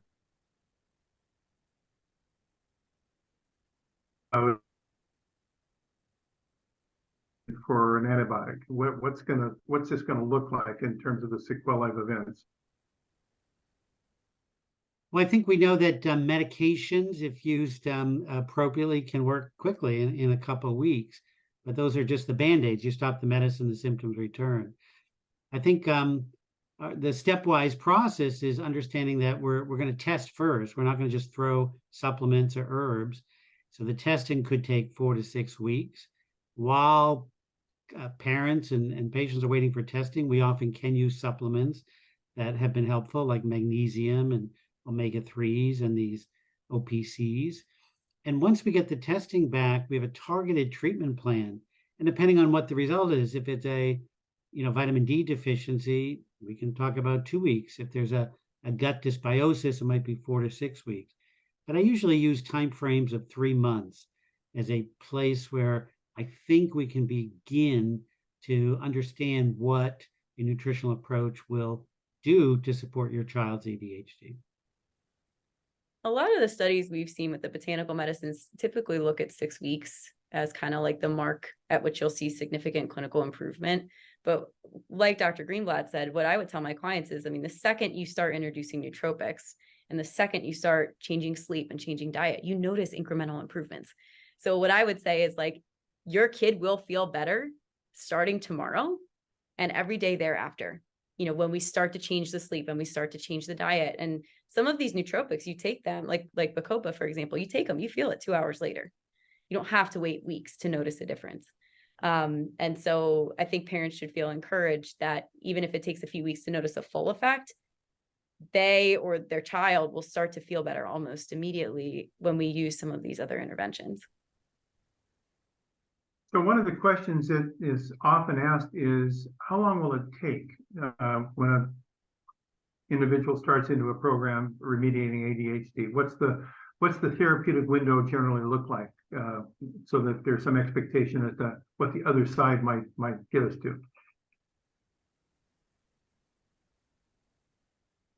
Well, as mentioned, medications are quick, and those can support improvements within weeks.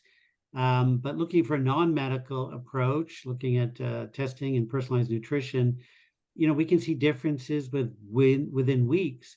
But most of our work is based on testing, and everyone's different. So as we evaluate the testing, whether it's a nutritional deficiency, a gut dysbiosis, or a heavy metal, that would depend the course of treatment. So usually within that 2 to 3 month period, we can assess how someone is doing and the improvement that will take place.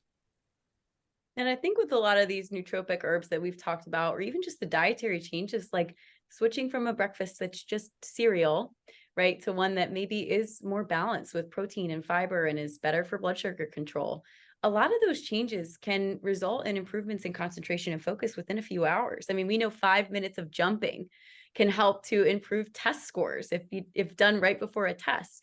And so I love this kind of balanced approach of telling parents, hey, it could take a few months to see the full benefit, but explaining that as soon as you do some of these things, you might notice improvements in your child's attention and focus within a few hours or that same day. A lot of us have experienced like skipping a meal and noticing how that affects us. The same principles also apply here.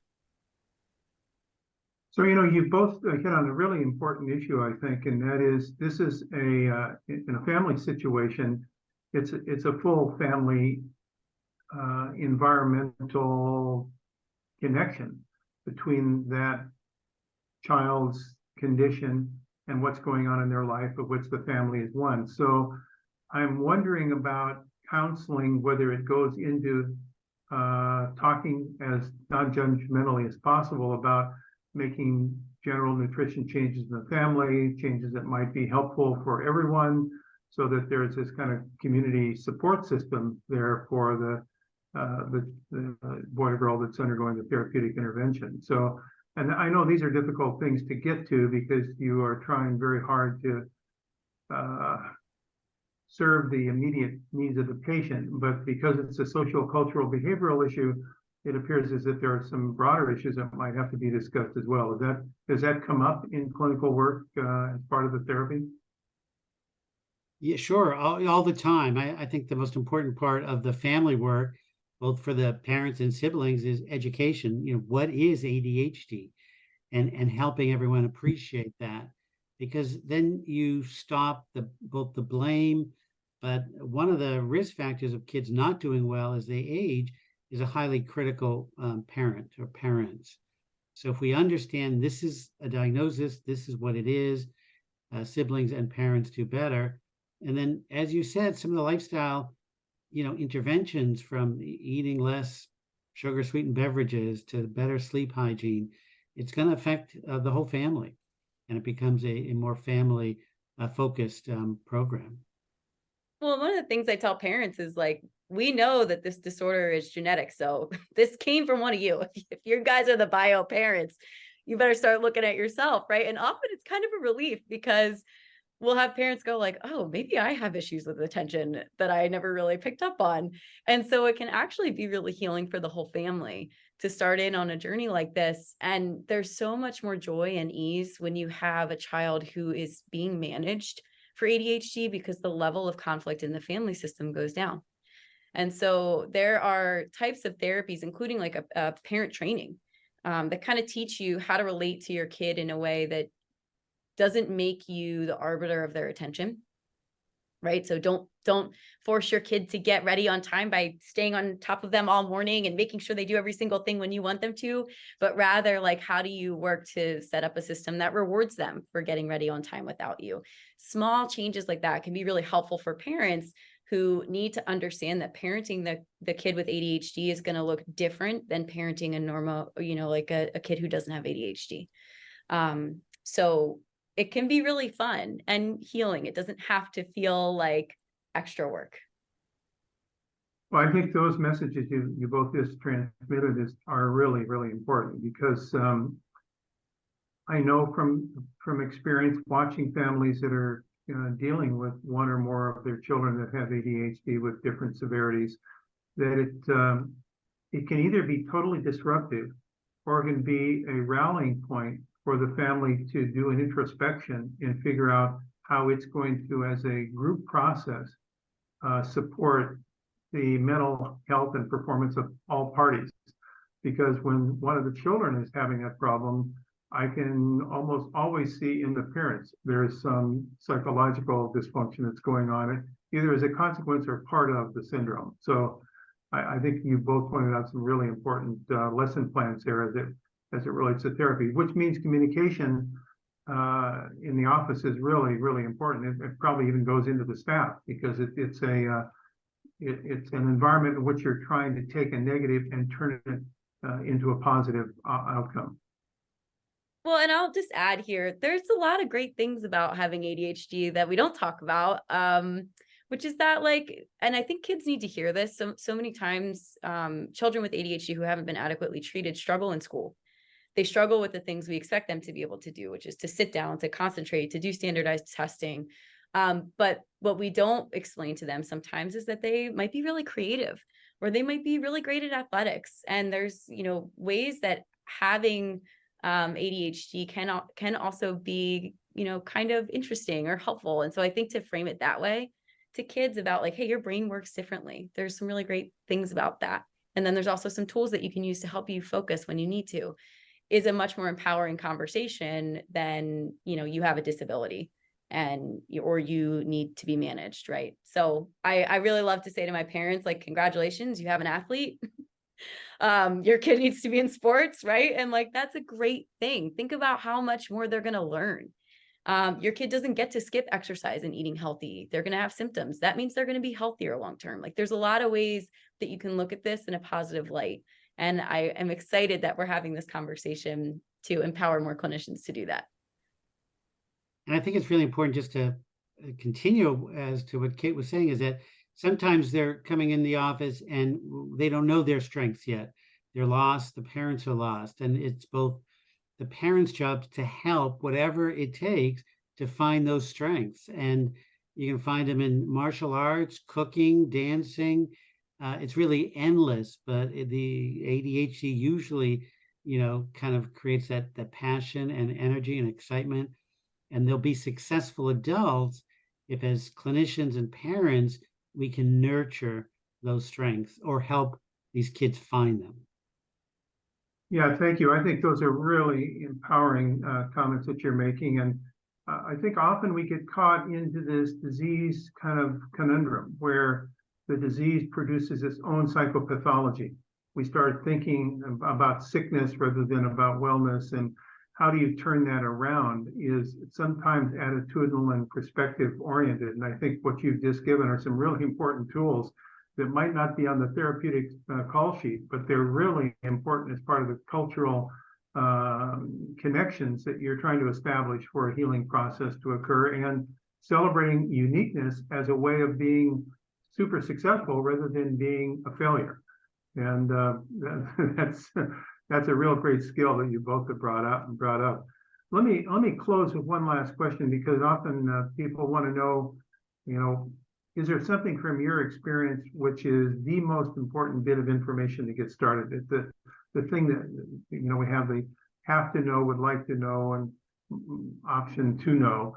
But what would be the have to know that really, is there a specific test, or is there a specific indicator that is the most important feature when you're doing your assessment to get you kind of pointed in the direction where you're going to be personalizing the therapy for the individual? Well, I'll start and say, no, there's not one most important thing. There's not one favorite child. I think the most important thing I could share is that, as I mentioned, to make sure that as parents appreciate that it's neurobiological, and we're going to address that. And we can take some educated guesses about some common nutritional deficiencies like magnesium and zinc. But the ideal treatment is going to be testing and really working on a personalized treatment program. And we know it works. We've done it for many, many years. And if we can engage parents and other clinicians to do that, we can help a lot of kids. Wow, thank you. Kate? It is hard to narrow it down to one. I think I agree with everything Dr. Greenblatt just said. There's two things, actually, if I can say. Beyond testing, which obviously I work for RUPA, so we are super passionate about making it easy to test and to find the individual's root cause so you can really develop a individualized plan. I think there's two things that I felt like really hit home for my clients and made a difference immediately. And the one with our really little kids, I had started to talk about the hyperactivity as having too many wiggles. You just have more wiggles than everyone else, and you just need to get them out every day before you have to sit. And what was cute is the adults started using this for themselves. And so I found that I had this whole practice where we were talking about wiggles, and for whatever reason, it worked. So exercise is an incredibly effective tool for people with ADHD. And just because it doesn't come in a pill doesn't mean it doesn't work. And in fact, it only has side benefits, right? It has no side effects. And so using that tool that is free, that's available to most of us, and really helping our folks with ADHD understand when they are undermoved is, I think, something that we can do better as practitioners. The other thing I would say is I'm so passionate about not only screening for body status of all these micronutrients that we talked about earlier, but looking at your client's diet. Are they even eating enough of these nutrients to begin with? Do they understand how to get them from their diet? This is how we democratize access to food as medicine. Food as medicine does not just come in a pill. And so to do really good justice for these clients long-term, we have to start teaching them how to get these nutrients through food. And for people with ADHD, it has to be easy and it has to taste good. And so I think we've made some really amazing strides with that, and some of the education that we're doing more recently, but even just starting with your folks with ADHD and like talking to them about doing power bars or doing protein shakes, like make it easy, make it tasty, make it fun, and they will do it. And then they'll feel better. Well, I can tell you, you two are wizards. There is a tremendous amount of wisdom in what you shared.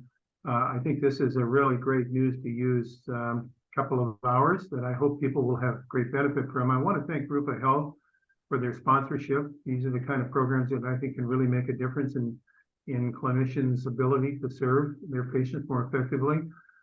So on behalf of the Personalized Lifestyle Medicine Institute and Rupa Health, I thank both of you for your contributions and what I think will be a valued tool that people will take advantage of over the course of time to come. So thank you very, very much. Thanks for having us. Thank you both.